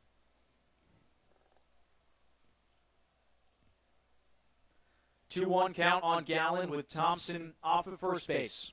Here's the pitch. outside. Gallen attempts to check his swing, and according to Vincent Alexander Medina, he surely did. 3 balls and a strike. Good spot for that pitch, though. Did not miss by much. Elliott hunched over, set to the chest, fires home, connecting with a fastball strike on the outside corner, pushes the count full. Wind gusts starting to pick up in Yarmouth, Massachusetts. Flagpole's been mostly calm throughout this afternoon. 3-2 count. Elliott tosses over to first, sliding back in safely is Thompson.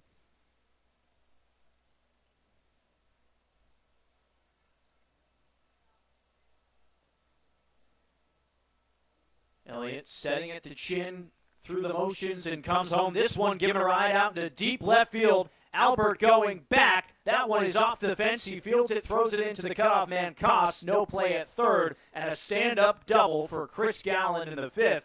Mariners not going down easily, and a good response here at back-to-back hits. Showing some life here in the top of the 5th. Gallen just drops the bat head on that one. A fastball down and in around his knees. Just missed hitting a home run by about 2 or 3 feet. Reese Albert out there in left got a good bounce off the wall and almost able to get the runner heading for third, Cam Thompson. The guy you want at the plate, if you're Steve Engler, Zach Watson, righty hitter out of LSU. First pitch, called strike on the outside corner. Came in entering today with the second best batting average across the Cape with .462. He's elevated that all the way up to .500 through 26 plate appearances. 0-1 to Watson, gets away. Freesia blocking it for the most part and evens the count up at 1-1.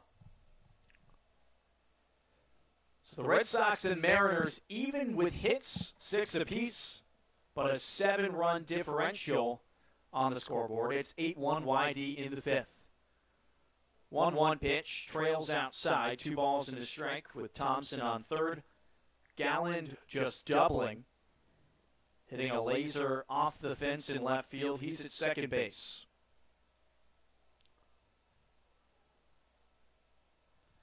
Elliott kicks, fires home, fastball high and away. Watson lays off of it. Count moves to 3-1. First base is open with 1 away. And Andre Lipsius standing on deck.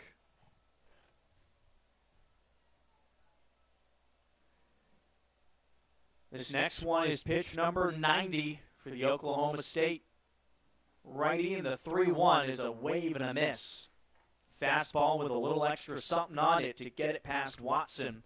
He was the first strikeout victim for Jensen all the way back in the first to close that 1-2-3 inning. Since then, Elliott's tacked on 2 more, put his total at 3. Payoff pitch, swing and a miss, strike 3. Fastball high at the eyes, and Watson couldn't lay off of it. He goes down by way of the K for the second time this afternoon, and there's 2 away in the 5th. Much more confidence in that fastball today for Jensen Elliott. Just challenges Watson at the top of the strike zone. Just can't catch up to it. Big second out for Elliott here in the 5th. He's gotten out of a few jams so far in this ball game. Though he's got a lot of run support now. 8-1 for the Red Sox, and Lipsius at the plate. Watches ball 1 go by. Second and third for the Mariners after Thompson singled. Gallen doubled to move Cameron all the way over to third. That's where they stand now with 2 away in the 5th. Next pitch, sky foul out of play.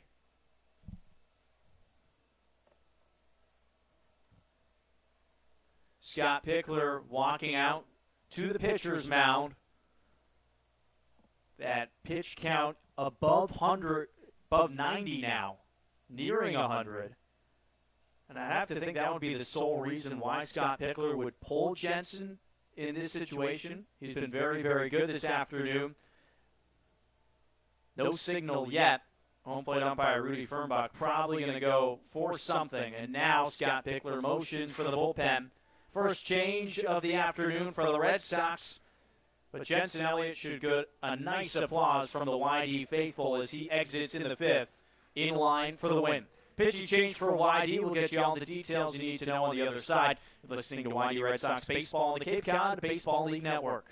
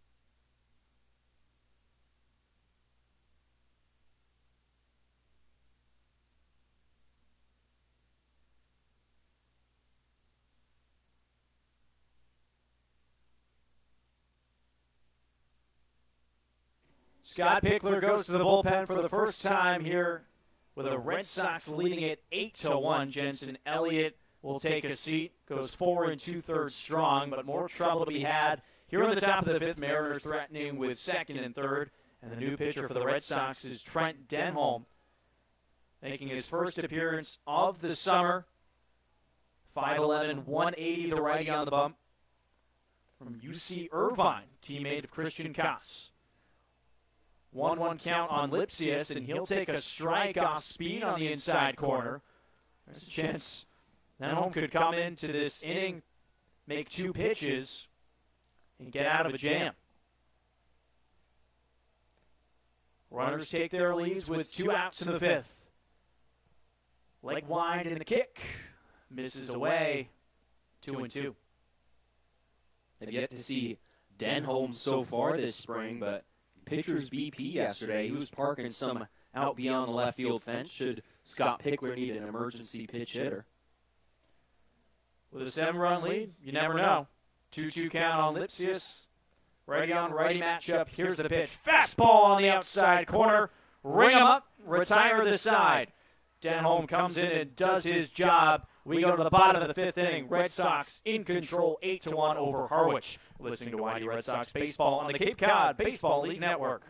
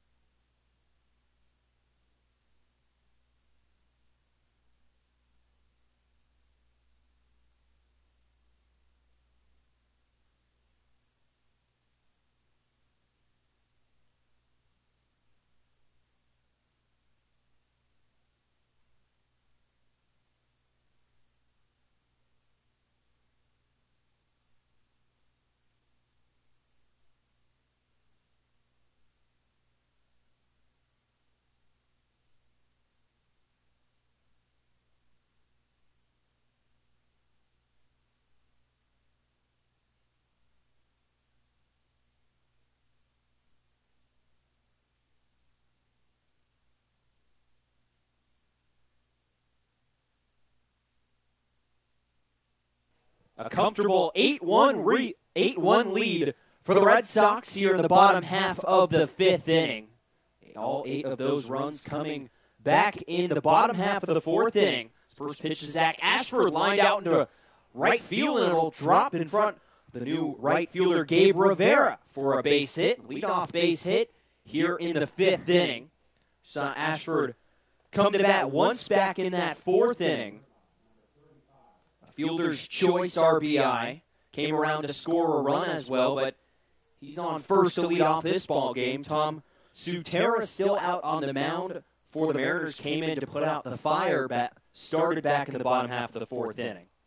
Christian Koss now at the plate. Wanted the first pitch from Sutera, grounded through the right side into right field for a base hit. Ashford will put the brakes on at second base and stop right there, but 2 quick base runners for YD on 2 quick base hits. So the Red Sox just matched their hit total in the fifth inning that they had all the way back in the fourth inning when they put up 8 runs.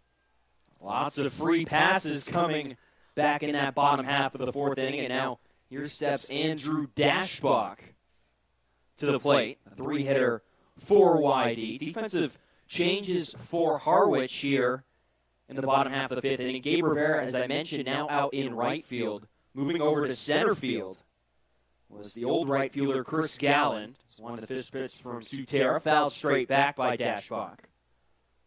We are unable to confirm if Zach Watson, the old center fielder for Harwich, still in the game. We'll get that to you when we can. Out of the stretch, Sutera set. He looks back at the runner, Ashford at second base, and will fire home the next pitch. That one is dribbled out to shortstop. Salas will throw on to second for one, over to first, not in time. Dashbach hustling down the line, and will result in 1 out, the fielder's choice. Now runners on the corners for YD, just 1 out. Nice job by Dashbach there. Obviously not the contact that he wanted, waiting on that off-speed pitch, but showing good speed down the line to keep this 1 out. Casal's able to get that throw over to second base, and Thompson. Just the return throw not fast enough. Here steps the cleanup man, Reese Albert. Saporte has reached twice on a walk, grounded into a fielder's choice back in the first as well. It's the one in the first offering. He'll miss away for ball 1, 1-0 the count. Sutera coming in relief in that fourth inning. Relief of Austin Wood, who did not record an out. Sutera set again in the stretch. It's the wind in the 1-0. That will miss just low and off the outside corner to Albert. 2-0 now the count on the left fielder. Out of Florida State. 7 home runs this season. Just finishing up his freshman campaign with the Seminoles. Runners on the corners for YD, just 1 out. It's the one in the next offering, fouled straight back again. Sutera getting back into this count. It's now 2 balls and a strike. YD looking to add on to that 8-1 lead. Working here in the bottom half of the fifth frame. YD 8 runs on 8 hits. And for the Mariners, just a run on 6 hits. Sutera set. Here's the 2-1. Fouled straight back again by Albert. Leaving up the count at 2-2. Red Sox with the 2 highest offensive showings they've had since opening day, coming in the last 2 days. 6 runs yesterday against the Cavaliers. Now 8 so far against the Mariners, and it doesn't look like they're going to stop anytime soon. Sutera set on the rubber. He'll wind. Here's the 2-2. Fouled straight back again by Albert. That'll keep the count even at 2 balls and 2 strikes. That opening day win, a 10-9 come from behind walk-off victory against the Bourne Braves. YD will travel to Bourne tomorrow for their second matchup against the Braves. Sutera set again. Here's the 2-2 on the way. He'll miss just a hair low. Did not miss that pitch by much, but Albert has worked a full count. It's now 3 balls and 2 strikes. That was pretty darn close. I think that could have, it was right down the heart of the plate, so it must have been low, I guess. Though we've seen that pitch called a strike a couple of times this afternoon. Sutera will throw over to first. Dashbach in without a dive. Not too big of a lead over there for Andrew. Not the guy you look to steal you a base on this YD roster, standing at 6'3", 225. Sutera set. Here's the wind in the 3-2 offering. Fouled straight back again. Albert putting up a good fight here.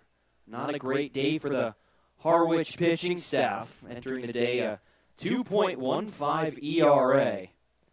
And here in the bottom of the 5th inning, just one down, Whitey has put 8 runs on the board. Surely going to inflate it by at least a few points after tonight. On the third base side of the rubber, Sutera winds. Here's the full count offering. That'll miss inside for ball 4. The third straight at back. Albert reaches on the free pass. And the bases are now loaded for Noah Campbell. It seems like kind of a rare occurrence when the Red Sox aren't loading the bases in an inning this afternoon. 3 out of the 5 times they've had them juiced. That first time they couldn't get any runs across, so I guess you could say they made up for it okay in the 4th. So, Dana, I know your love for round numbers. That is now walk number 7 for the Red Sox here today. Number 8 could be on the way right here. As the catcher, Meadows, will slowly jog out to the mound to visit Sutera out of the dugout as well. Head coach Steve Englert of the Mariners. Looks like he has made a call to the bullpen. There's a Mariner jogging in from the Mariners bullpen out beyond next to the right field foul line, way back down that first base line. We'll have a pitching change here at Red Wilson Field. YD with the bases loaded, just one out, up 8-1 over the Harwich Mariners. Don't go anywhere.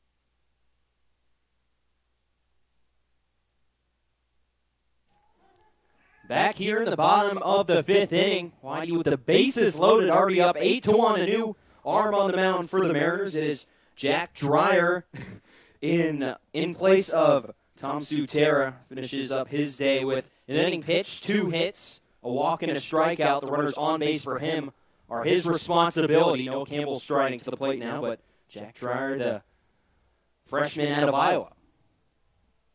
Here steps Noah Campbell, now turning around and batting from the right side. Facing the lefty Dreyer.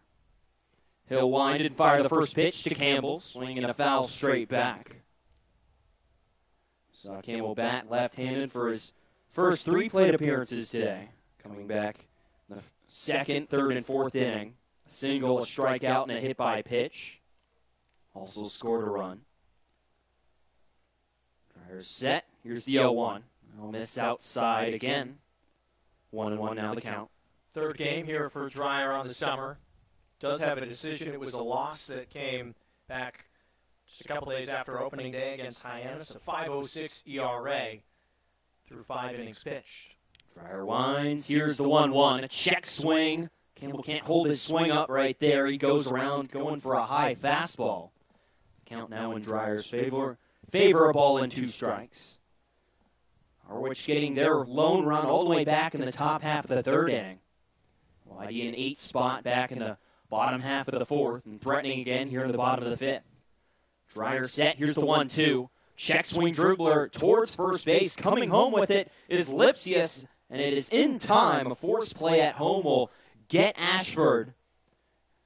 And a second out has been recorded by Harwich here in the bottom half of the 5th. And that'll bring up Johnny DeLuca to bat from the right side now as well. Try and salvage this inning. That was a bang-bang play at first, not only because he probably had a little bit of time, but Meadows bobbled that ball for a second. That's why he was so quick to show Rudy Fernbach behind home plate that he made that catch, because that was pretty close. Here steps DeLuca, another switch hitter in this YD lineup, as Dreyer will wind and fire home the first pitch. A curveball will miss outside for a ball. 1-0 the count. Both switch hitters on this YD roster hitting back-to-back in this game today, Campbell and DeLuca.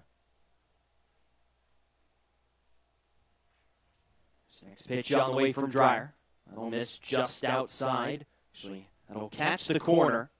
Even up the count at a ball and a strike. Defense playing straight up behind Dreyer. The outfielders and the infielders. 1-1 the count to DeLuca. He'll line that one into right field for a base hit. Rounding third and scoring. Dashbach comes home to score. So does Albert. Moving all the way to third is Noah Campbell. Johnny DeLuca, a 2 RBI single here in the 5th, and YD is into double digits. It is 10-1 Red Sox. Well, nice to see, at least in this inning, the Red Sox getting some offense and some runs through more of a traditional manner, really showing the bats coming around. DeLuca, a guy that's struggled at the plate, great to see him pick up RBIs 1 and 2 on the summer, so all good stuff right here for the Red Sox lineup. Guy DeLuca, who has struggled so far in his brief time with the Red Sox. Good to see him get on the board with that. Here's Nick Quintana back at the plate for his 4th time today. We'll watch ball 1 sail outside for ball 1, 1-0 the count. So the righty will step back in, bat resting on his shoulder. It's the wind and 1-0. We'll catch the outside corner, even up the count, add a ball and a strike. Should Quintana reach with 2 outs, Vito Freisha, the catcher, stands on deck. Very comfortable lead for YD here. Bottom half of the 5th inning. This next pitch will miss low for ball 2, 2-1 now the count. 10-1 in favor of the Red Sox. All 10 of those runs coming in the past 2 frames. Dreyer set on the rubber on the third base side. Here's the 2-1. That'll catch the outside corner, even up the count at 2 balls and 2 strikes. Quintana 2 hits today. Also a walk, came around to score. Also an RBI to his name. Dreyer set again. Here's the 2-2 offering. Curveball will miss inside. Quintana lifting up his arms, trying to get out of the way of that pitch. We'll work the count full, 3 balls and 2 strikes. Well, that had a lot of action on it. Tip your cap to Nick Quintana to lay off that, because that started on the outer third of the plate and worked its way all the way in to miss inside. It's the wind and the full count offering by Dreyer. That one is lifted high and out into the gap in left center field. Over is this new center fielder in Galland. He's over in the left center field gap, and he will squeeze it for out number 3, but not before a 2 RBI single by Johnny DeLuca extends the Red Sox lead to 10-1 as we head to the 6th inning. You're listening to YD Red Sox Baseball on the Cape Cod Baseball League Network.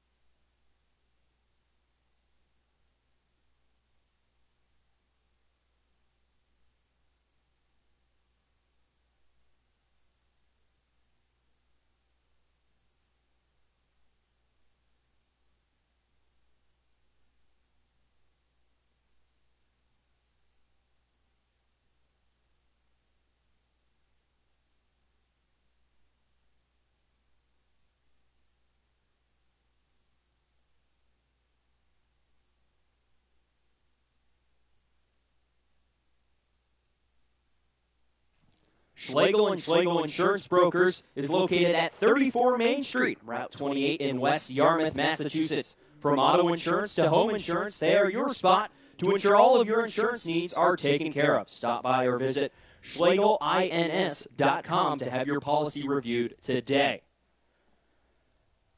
2 up for the Mariners here in the top half of the 6th inning. 5, 6, and 7. First pitch from Trent Denholm, making his Red Sox debut. Misses outside for ball 1. Casals, Morris, and Meadows due up in the Harwich order.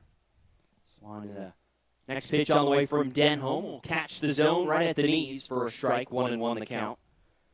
Casals a walk and a fly out to Johnny DeLuca in center field so far today.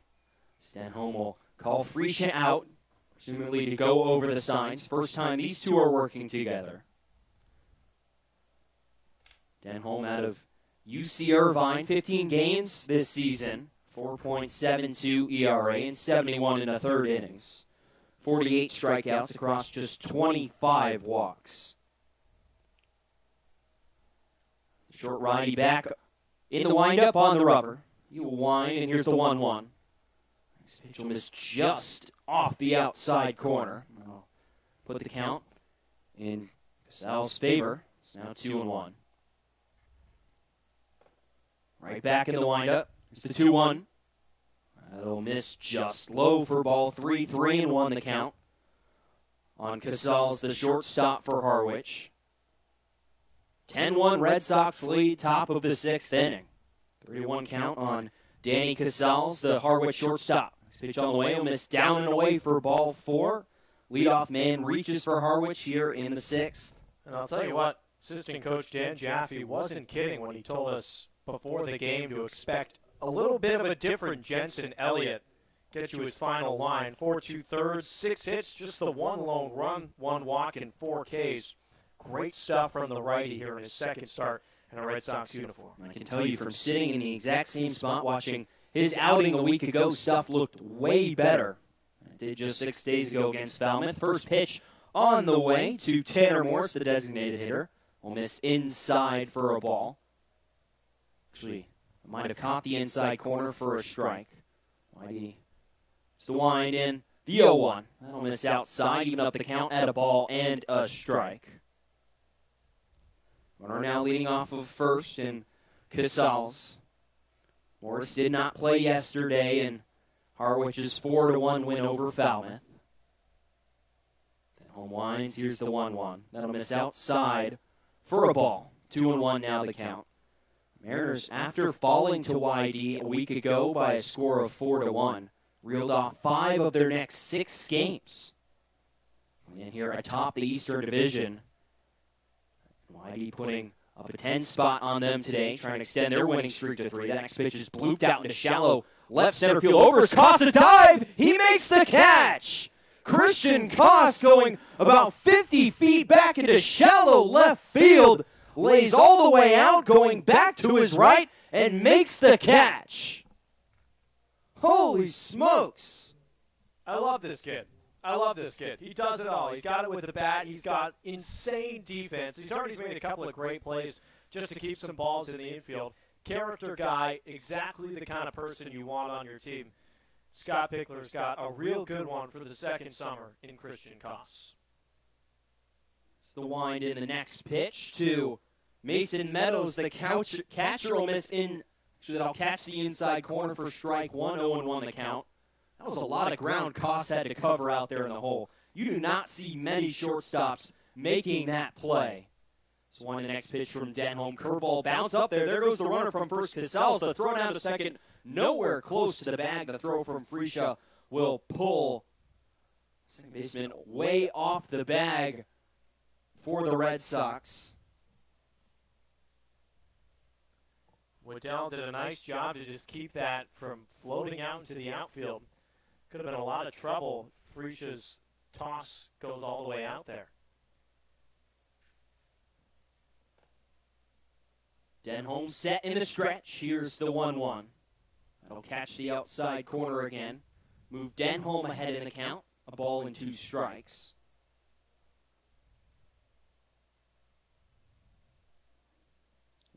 Casals leading now off of second, runner in scoring position for the Mariners. They trail by 9. It's the wind and the 1-2. Fastball will dart inside and miss. The count now 2 balls and 2 strikes. This is a perfect situation for Trent to make his Red Sox debut because it's very much low risk, high reward with a 9-run lead right now against a team that's struggling at the plate. Just throw your best stuff, throw strikes. It's the wind and the 2-2. Right down Main Street, strike 3 called. That is strikeout number 2 on the day for Trent Denholm. Nice debut so far for the righty. 2 down for the Mariners here in the top half of the 6th inning. Now striding to the plate will be Ray Gill, the third baseman. Denholm set again. Here's the wind and a 2-out offering on the way. Will miss just outside. Count a ball and a strike on Gill. Struck out looking back in the 4th and grounded out to Waddell at second. Back. It's the wind and the 1-0. That'll catch the outside corner with a fastball. Evens up the count at a ball and a strike. Wind out. The flagpole out beyond the scoreboard in left center field, blowing slightly out to left. Not much wind today. It's the wind and the 1-1. That'll miss low. Okay, an off-speed pitch there from Denholm. 2-1 now the count. Defense playing straight up behind Denholm. Runner Casals leading off of second. It's the wind and the 2-1 again. Fastball just misses the outside corner by a hair. And Gill ahead in the count now, 3-1. And if you're Harwich, you just can't afford to leave runners on in scoring position in this part of the ball game. In the 5th inning, down by 9 runs, you got to start converting. Denholm out of the stretch. Here's the 3-1. Swing and a miss at a high fastball. Just challenges him at the top of the strike zone. And Denholm fights back. Count now full. 3 balls and 2 strikes. I say you just go after him right here. The worst thing that can happen is this becomes a 10-3 ball game with 1 swing of the bat. Probably not, though, if you give him a high-powering fastball. It's the wind in the 3-2. Goes back to that fastball. Fouled off the first base side. The count will stay full. 3 balls and 2 strikes. For YD, all 10 runs coming in the past 2 frames. 8 in the 4th, 2 in the 5th. That 1 run for the Mariners coming back in the 1st. Coming back in the 3rd. Denholm set. Here's the 3-2. Fastball miss outside for ball 4. Second walk of the inning for Trent Denholm. That'll now bring up the 9-man, Ben Norman. Struck out swinging his last time up. That was against Jensen Elliott to lead off the 5th inning. Also reached on an infield single, came around to score back in the 3rd. Denholm set, looks back at the runner. At second, will fire home the first pitch. A curveball, drops it right on the outside corner. And it's 0-1 on Norman. Runner Casals leads off of second. Now Gill leading off of first. Both reached on free passes issued by Denholm here in the 6th. It's the righty set. Here's the 0-1. That'll dart outside and miss again. 1-1 now the count. And in a situation like this, where you just walked 2 guys already in this inning, with so much cushion run-wise, all you have to really do is just throw strikes. There's no reason to pitch around a guy. If they're going to beat you or even score a run, let it happen with the bats. Here's that next pitch on the way. Dribbled out to Luke Waddell at second off a weird bounce. Fires on over to first. Dashbach has it, and it's in time for out number 3. The Mariners threatened but kept off the board here in the 6th inning. We head to the bottom half of the 6th inning. YD comfortable lead ahead of Harwich. They lead 10-1. You're listening to YD Red Sox Baseball on the Cape Cod Baseball League Network.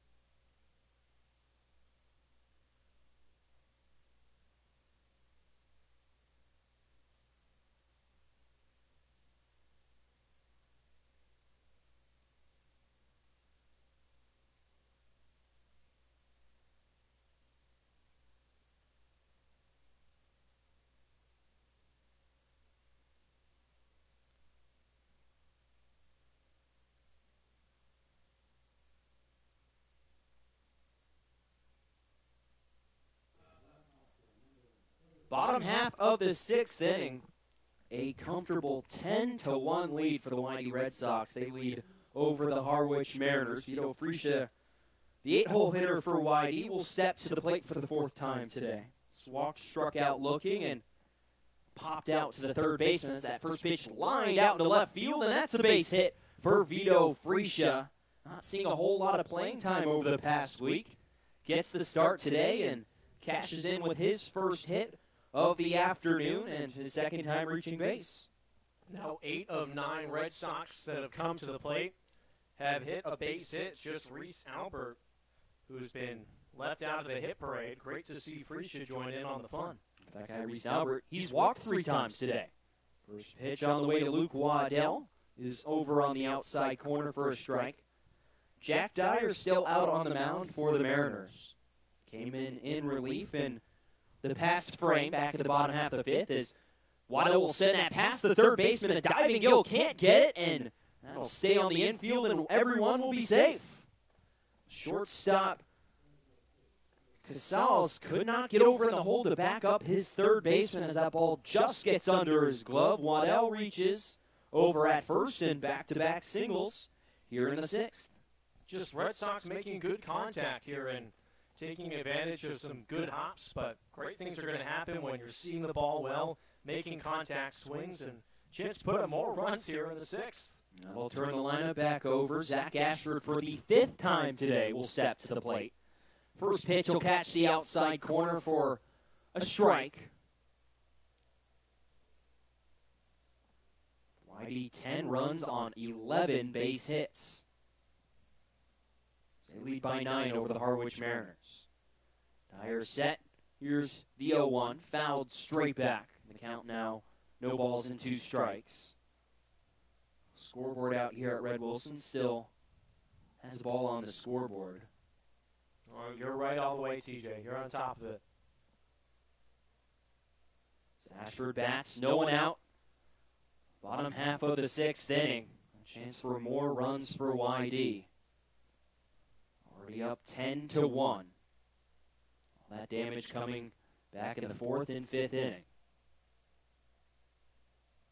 Dyer, the lefty, looks in towards Meadows to get his sign. He comes set at the belt.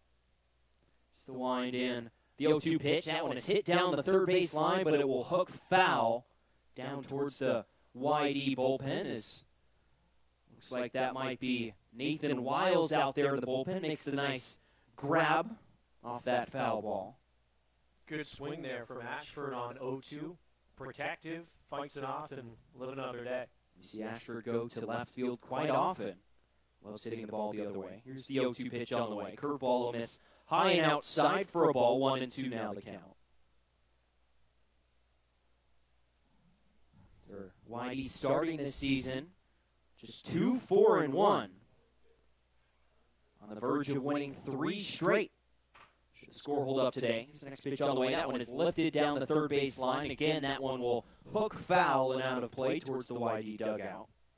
And it's got to be pretty fun for a team like this that's starting to string some wins together. This would obviously be number 3, longest streak of the year, but also to have an offensive showing like this, it's got to be good team bonding thing as well for them in the dugout.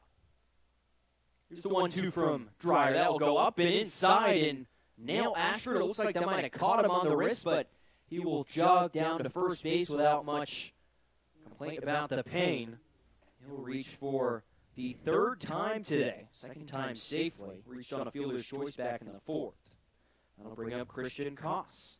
It's now the 4th time in 6 innings that the Red Sox have had the bases loaded. And a lot of hit by pitches today for Red Sox batters. I believe that's now the 3rd. First pitch to Koss is fouled straight back. Count no balls and a strike on Christian. It was a foul ball like that yesterday that rattled our camera here at Red Wilson Field. Threw us offline a little bit. And Christian apologized after the game. Good guy. Really good guy. Out of the set, bases loaded for the Red Sox. Here's the 0-1 pitch to Koss. It'll miss outside for a ball. 1-1 now the count. Of course, not his fault at all. Just one of those wacky things. And you got to put the camera somewhere and put it on the right side of the fence. It's bound to happen at some point. Glad we got it fixed, though, for today. First time, but definitely not the last time that's going to happen as Consul hit that one down the right field line, drifting into foul territory. That's Rivera over in foul territory to make the catch. Tagging and scoring from third base is Freesia.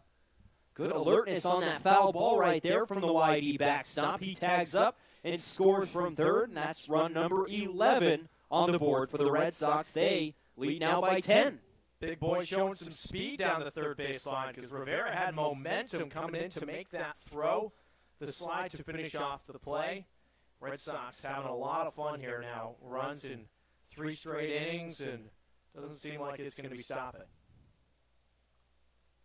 Now here steps Andrew Dashbach to the plate. Dyer will set. Here's the first pitch to the righty. That'll miss high for a ball.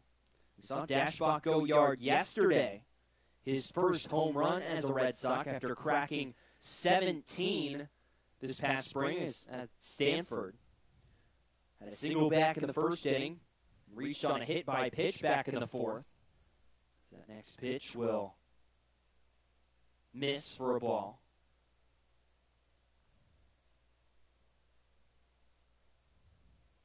Andrew right back in the batter's box. A ball and a strike, the count on Dashbach. So on the next pitch from Dyer.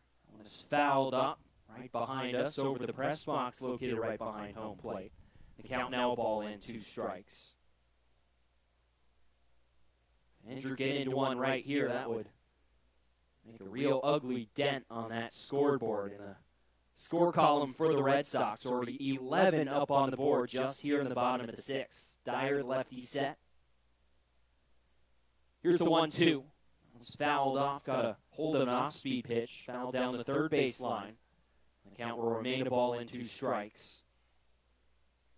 Wind pretty much all died down here at Red Wilson Field. Not quite what we saw on opening day when the winds were blustering way out into the outfield. To a crazy 10-9 Red Sox win. Dashbach back in the batter's box. Slightly open stance. Here's the 1-2. Fouled straight back again. There's another curveball from Dyer. The count will stay the same at a ball and 2 strikes. Dryer's got to be careful not to leave one of those over the plate. Looks like Andrew is right on that pitch. Now that he's seen it a few times, he can size that up and put it in the outfield. Dyer sit at the belt. Here's the 1-2. That's dribbled up the middle. There's the second baseman Thompson, a running throw over to first in time for out number 2. Coming home and scoring from third is Luke Waddell. There's run number 12 on the board for YD. They lead 12-1 here in the 6th. Good contact hit from Dashbach. All he really had to do was hit it towards the right side of the infield, anything to the outfield. With Waddell, maybe the fastest player on the Red Sox, he'll score with ease on pretty much anything. Here's the cleanup man, Reese Albert, the lone Red Sox, who has not had a base hit today. This first pitch from Dyer, curveball will miss at the top of the zone. 1-0 the count on Albert. Albert has walked 3 times today. One of those for an RBI, also came around to score. Dyer winds. Here's the 1-0. That'll miss high again with a fastball. The count now 2-0 on Reese. Just arrived to the Red Sox from the Seminoles of Florida State. Lost in the first round of their regional to Mississippi State, who's now amongst the Final Four in Omaha. It's the wind in the 2-0. That one is dribbled foul along the third base line. It wasn't fouled by much, a few feet. The count now 2 balls and a strike. Been watching a lot of the College World Series, TJ? I've been trying. I've been spending a lot of my time here. I got to see Florida and hopeful future YD Red Sox Jack Leftwich throw 6 1/3 scoreless innings last night. Florida's win over Texas Tech. It's the 2-1. That'll miss outside catch the outside corner for a strike. 2-2 now the count on Albert. Now, Albert's Seminoles ranked as the number 7 national seed. A field of 64, but were unable to make it out of their own regional. We'll collect a a win. Here's the 2-2. That one is popped sky high on the infield. Thompson, the second baseman, will settle under it and squeeze it for out number 3, but not before 2 more Red Sox run come across here in the bottom half of the 6th inning. We head to the 7th. All Red Sox here at Red Wilson Field. They lead 12-1.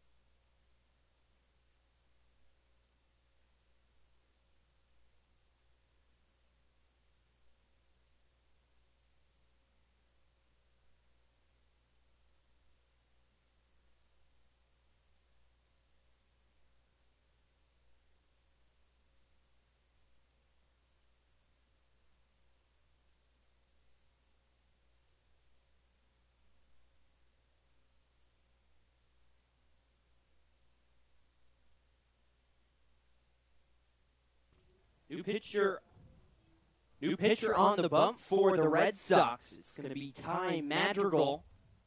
We saw him 6 days ago against Falmouth, the 8-0 Falmouth win right here at Red Wilson Field.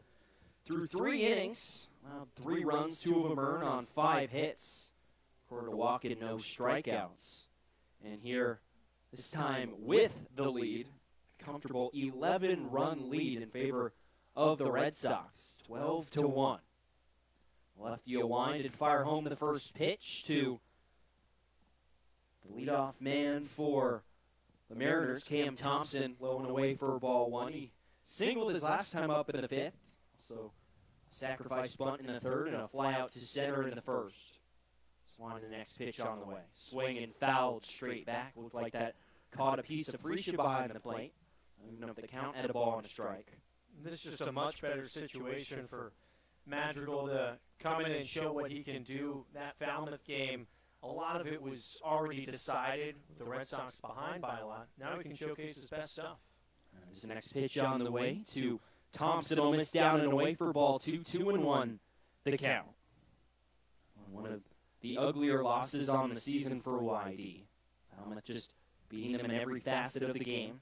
YD, of course, getting the revenge on the Commodores as the next pitch missed inside. 3-1 now the count on Thompson.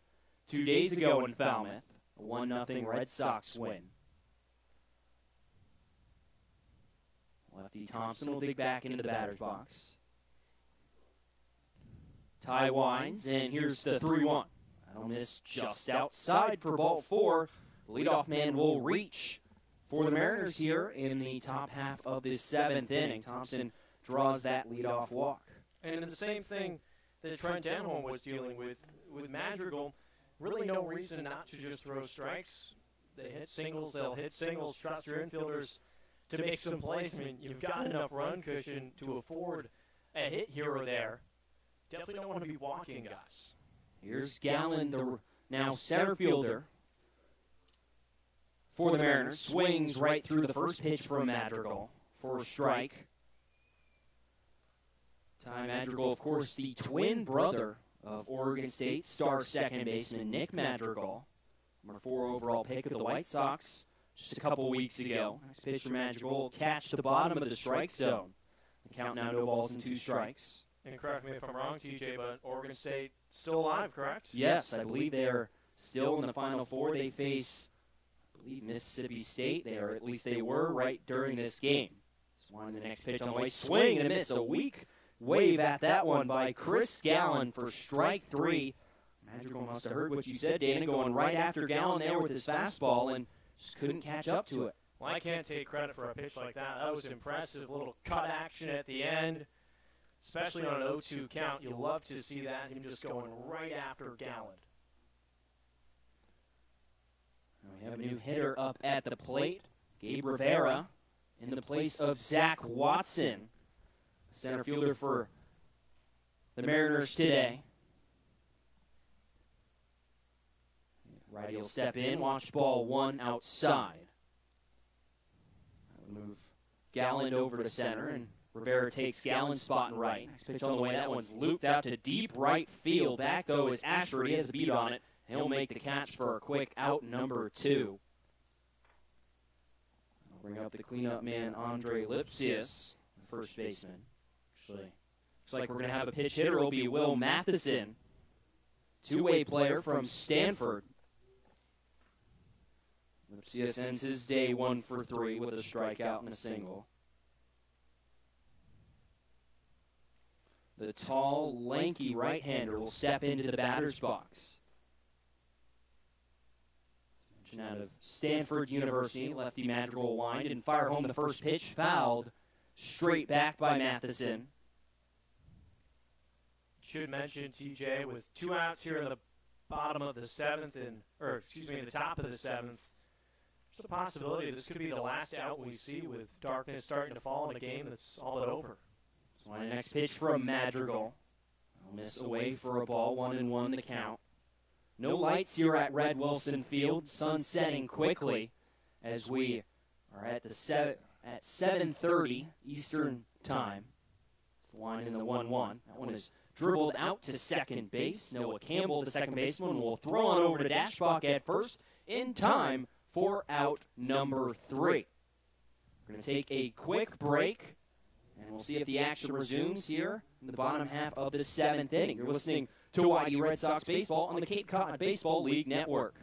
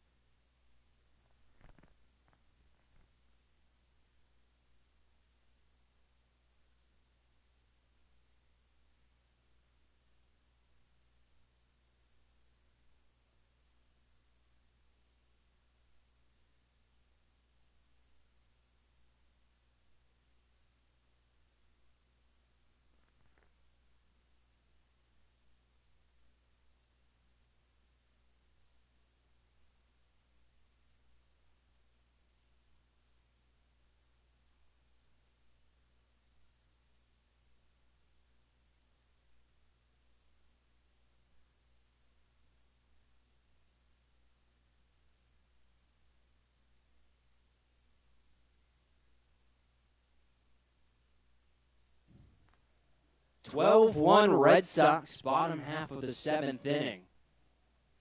Noah Campbell will stride to the plate for his first 5th plate appearance of the day. Just an advisory, we could be reaching the end of this game before the 9th concludes due to darkness and the fact that this game is all but over. Hawaii up 11 runs. Well, the rule is we do have to finish this inning. Stryer will fire home the first pitch to Campbell. We'll miss outside for ball 1. Got to finish the whole inning for it to count. We're going to try and finish this whole 7th inning here at Red Wilson and see where it goes from there. Next pitch will miss upstairs for ball 2. 2-0 the count. Between Campbell righty will step back in. Here's the 2-0. Fouled up and out of play along the first base side. 2 balls and a strike. So for the 2nd week in a row, coincidentally, Dana, the Red Sox and Mariners will meet up here in Cape Cod. As Stryer will wind and fire home the 2-1. That'll miss down and inside for ball 3. 3-1 the count, but also in real life, the Seattle Mariners and Boston Red Sox are playing. That game all tied up at 4 in the first inning. Dreyer winds and fires home the 3-2. 3-1, catches the outside corner for strike 2. 3-2 now the count. That game taking place just about, 70, 80 miles away from us up at Fenway. They do have lights there. Yes, they do. Some pretty darn good ones. And a green monster. We should ask our general manager, Steve Fosher, if we can put a green monster out there in left field. We'll see what he says. 3-2 on the way. Misses inside for ball 4. Campbell will take his base. He reaches for the third time today. And that'll bring up Johnny DeLuca, who will bat from the right side again. After doing that, back in the 5th inning, he had a 2 RBI single out into right center field. Scoreboard out in left center is green and does tower over the fence a little bit. It's kind of a mini green monster, if you will. Could make it fit right in. It's the first pitch from Dreyer to DeLuca. Will miss high and outside for ball 1, 1-0 the count. You ever been to Fenway, TJ? No, I'm excited to go. I have tickets for the 10th. Of course, Cape Day, where all 10 teams from the Cape League will get to go there. DeLuca fouls off the next pitch. A ball and a strike on the YD center fielder. Going to find a way to fit in that triangle out in right center field. Maybe extend that fence back a little bit.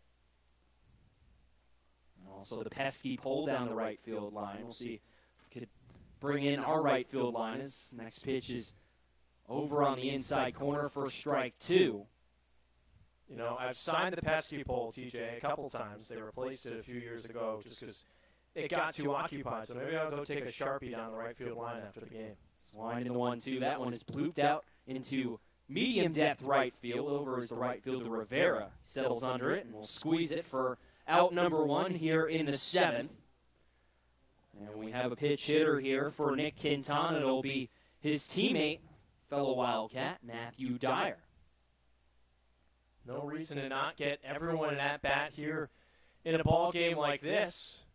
Wouldn't be surprised if we saw Martinez at some point in this 7th inning try and get a crack at an at-bat here. And there's Martinez standing on deck in place of Vito Freesia. First pitch to Dyer. Tall, lanky right-hander will miss upstairs from Dreyer. Count a ball and no strikes on Matt. 5-4 lead for the Red Sox now over the Mariners. Just thought I'd keep you updated. Just unfortunate right there. One to next pitch on the way. Fouled straight back by Dyer. Count evens at a ball and a strike.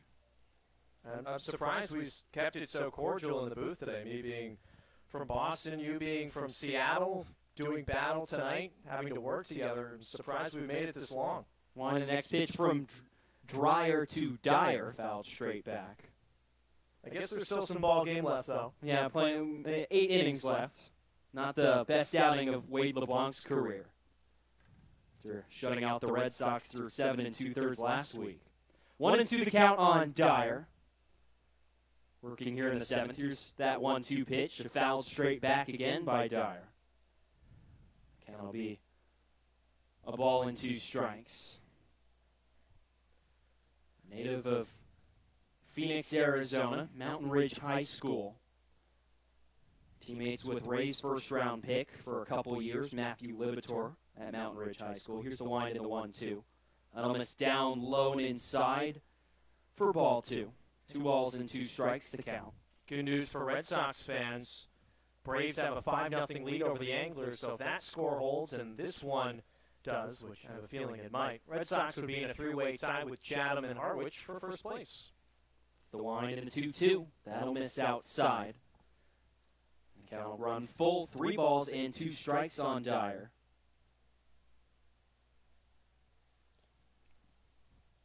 Matt getting a day off behind the plate today after catching yesterday. 3-2 on the way. Swing and a miss for strike 3. Challenged at the top of the strike zone, and Dyer just couldn't catch up to it.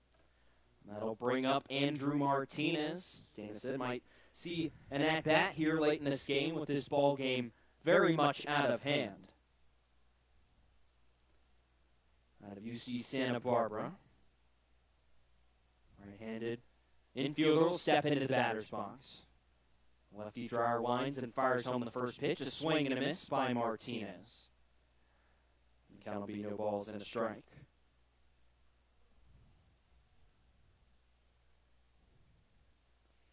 Still over there at first is Noah Campbell. He walked to lead off this frame. It's the wind in the 0-1.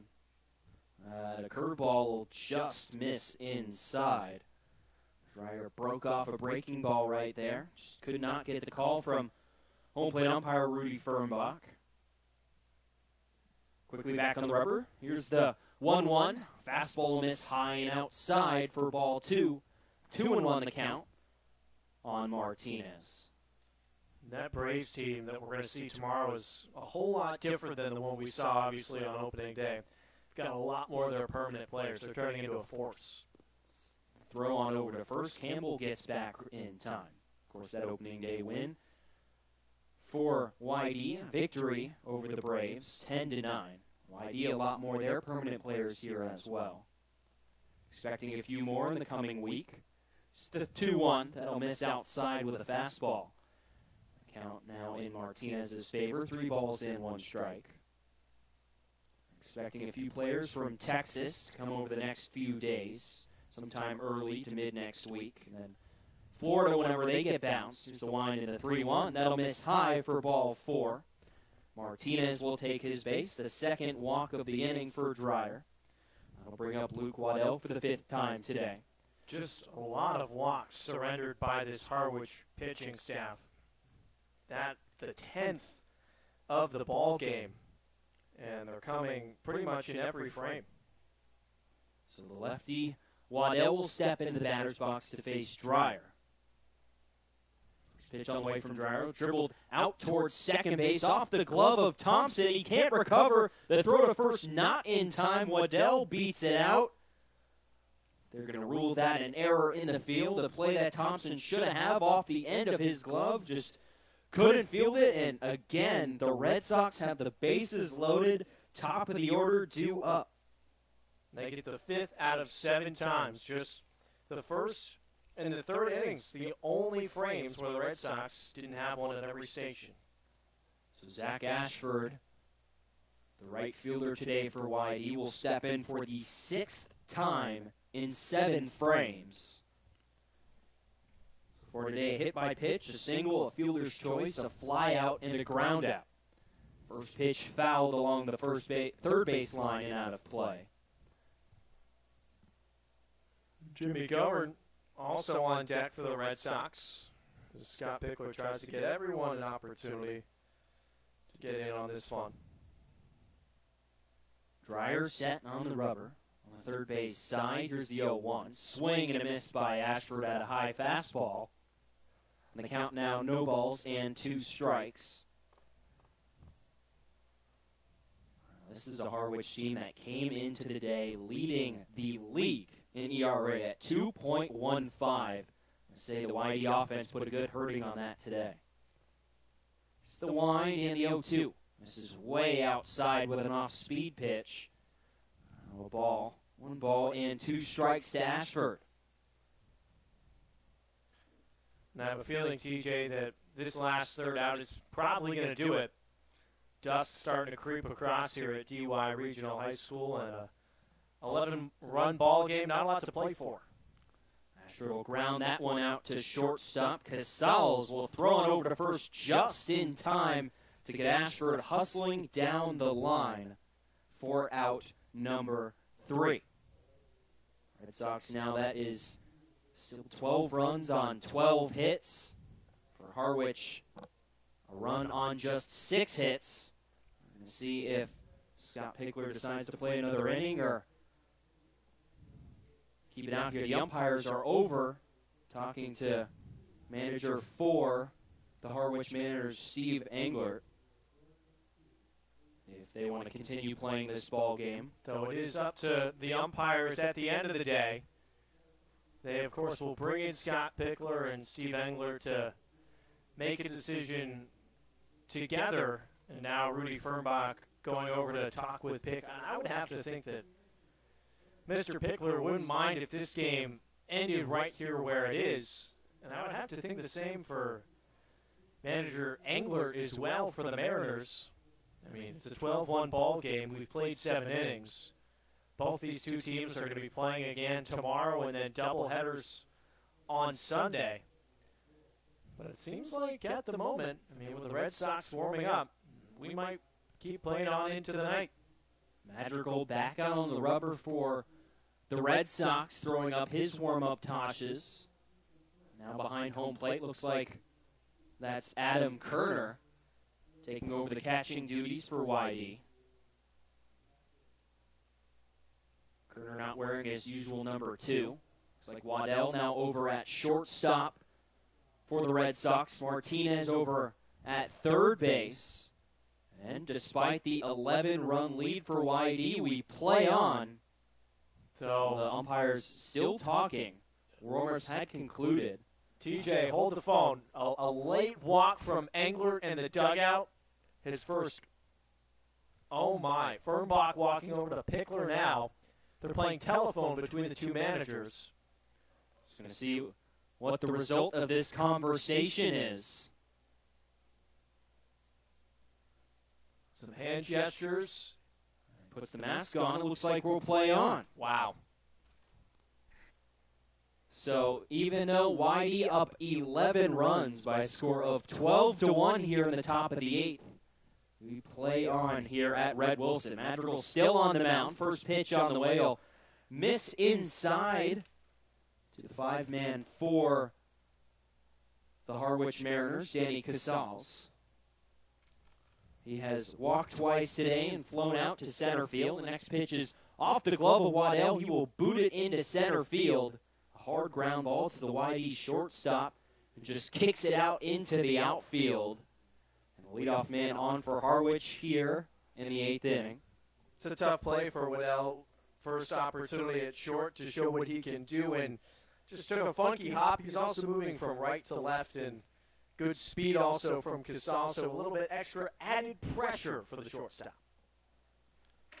So now Tanner Morris, the designated hitter, will step in. We're going to have a pitch hitter for Tanner Morris. That'll be Brad Debo, the catcher from NC State. Lefty will step in the left-handed batter's box. First pitch from Madrigal will miss low for ball 1. Dusk setting here at Red Wilson Field. The sun setting out to our left behind the third base bag. Down the third base line as the first pitch is dribbled foul, leaving up the count at a ball and a strike. And a funny story about Brad Debo, head coach or the manager, Steve Englert, whenever he's filling out his lineup card, there's no Debo, there's no Brad, there's nothing even remotely like that name. It's just Tank, which apparently is the kid's nickname. Maybe you have to do some more investigation where he got that nickname, as Matt Dyer over at first gets a ground ball right to him, fielded by Madrigal. He can't make the play, and Debo will reach first on, we'll rule that an infield single. I'm going to have to strongly disagree with you, TJ. I think that could either be a E1 or an E3. It's ruled up on the scoreboard an E3. So a single and an E3 to start off this inning. I'll tell you what, Luke Waddell and Matt Dyer are wishing that this 8th inning wasn't being played. Madrigal set, and here's the first pitch on the way to Mason. Still Mason Meadows at the plate. Almost at this point of the game, we would expect another pitch hitter, but Meadows, the starting backstop, still out there. Steve Englert. His next pitch on the way, dribbled right up the middle, fielded by Campbell on to Waddell for one, over to Dyer in time for 2. A nice 4-6-3 double play and 2 quick outs on that double play for Madrigal. I'll bring up Ray Gill, the third baseman. And that makes up for those couple errors a little bit. Nice play from all 3 in Waddell, Dyer, and then also Campbell fielding that grounder. Good stuff. First pitch on the way from Madrigal to Gill is popped up in foul territory down the first base line. Long run for Dyer, and that will drop out of play. It's just strike 1. Wrote it down wrong in my scorebook. Looks like they gave Waddell the error on that first play of the inning. So 2 errors for YD here in this top half of the 8th inning. Gill, the third baseman so far, walked, struck out looking, and grounded out to second. It's 1-0-1. That'll miss outside. Of course, this darkness can't match the fog that rolled into Veterans Field in Chatham yesterday. The Anglers and Harbor Hawks tie at 3-3. The next pitch will catch the outside corner for strike 2, 1-2 the count. And they only got 5 innings in, but hey, that's all you need. So many different ways to stop a ball game out here on Cape Cod. Here's the 1-2. Strike 3 called on the outside corner. Madrigal gets Gill looking. Second time Ray Gill has struck out looking today. So struck out looking back in the 4th inning. And that looks like that'll be it from Red Wilson Field. Red Sox out of the dugout, high-fiving each other. The final from Red Wilson, YD 12, Harwich 1. A dominant offensive effort from the Red Sox, but it wasn't all on them, wasn't all their bats. It looked like a bit the Harwich Mariners pitching staff, one that has been so great so far this season, just kind of let the foot off the gas and kind of crumbled a bit back in the 4th and 5th innings. And you just got to love it, though, from the Red Sox offense. Doesn't matter how you score the runs. They get 12 of them today. Everyone in the starting lineup without a base hit, with a base hit, except for Reese Albert. So you love to see that getting production from 1 through 9. And also a great couple pitching performances as well. Jensen Elliott with a much better start today, going 4 2/3 into the 5th inning, just giving up 1 run, 4 strikeouts. Denholm, Madrigal getting some important innings as well. So all good stuff across the board, and 3 straight wins for the Red Sox. So it seems like they might be starting to find a groove. So with this win today, Red Sox improve to 5-4-2 on this 2018 season, while the Harwich Mariners drop to 6-5. The two will tie in the standings. And looking over at the scoreboard in Veterans Field, the Bourne Braves ahead of the Chatham Anglers 6-0 in the bottom half of the 2nd inning. Should that score hold up, the Red Sox would have a tie for first place in the Eastern Division. Look a quick wrap around the scores around the rest of the league. Bottom of the 9th inning, Katuitt and Brewster. Katuitt a 1-run lead over the Whitecaps at McKeon Park. In Hyannis, Harbor Hawks over the Commodores by a score of 1-0. Top of the 7th inning there. And then at Eldridge Park in Orleans, 1-1 the tie between the Orleans Firebirds and the Wareham Gatemen. That one in the bottom half of the 4th inning. One last time from Red Wilson Field, Red Sox a dominant 12-1 win over the Harwich Mariners. These two will tie up in the standings. For Dana Gray, I'm TJ Mathewson saying so long from Red Wilson Field, and thank you for listening to YD Red Sox Baseball.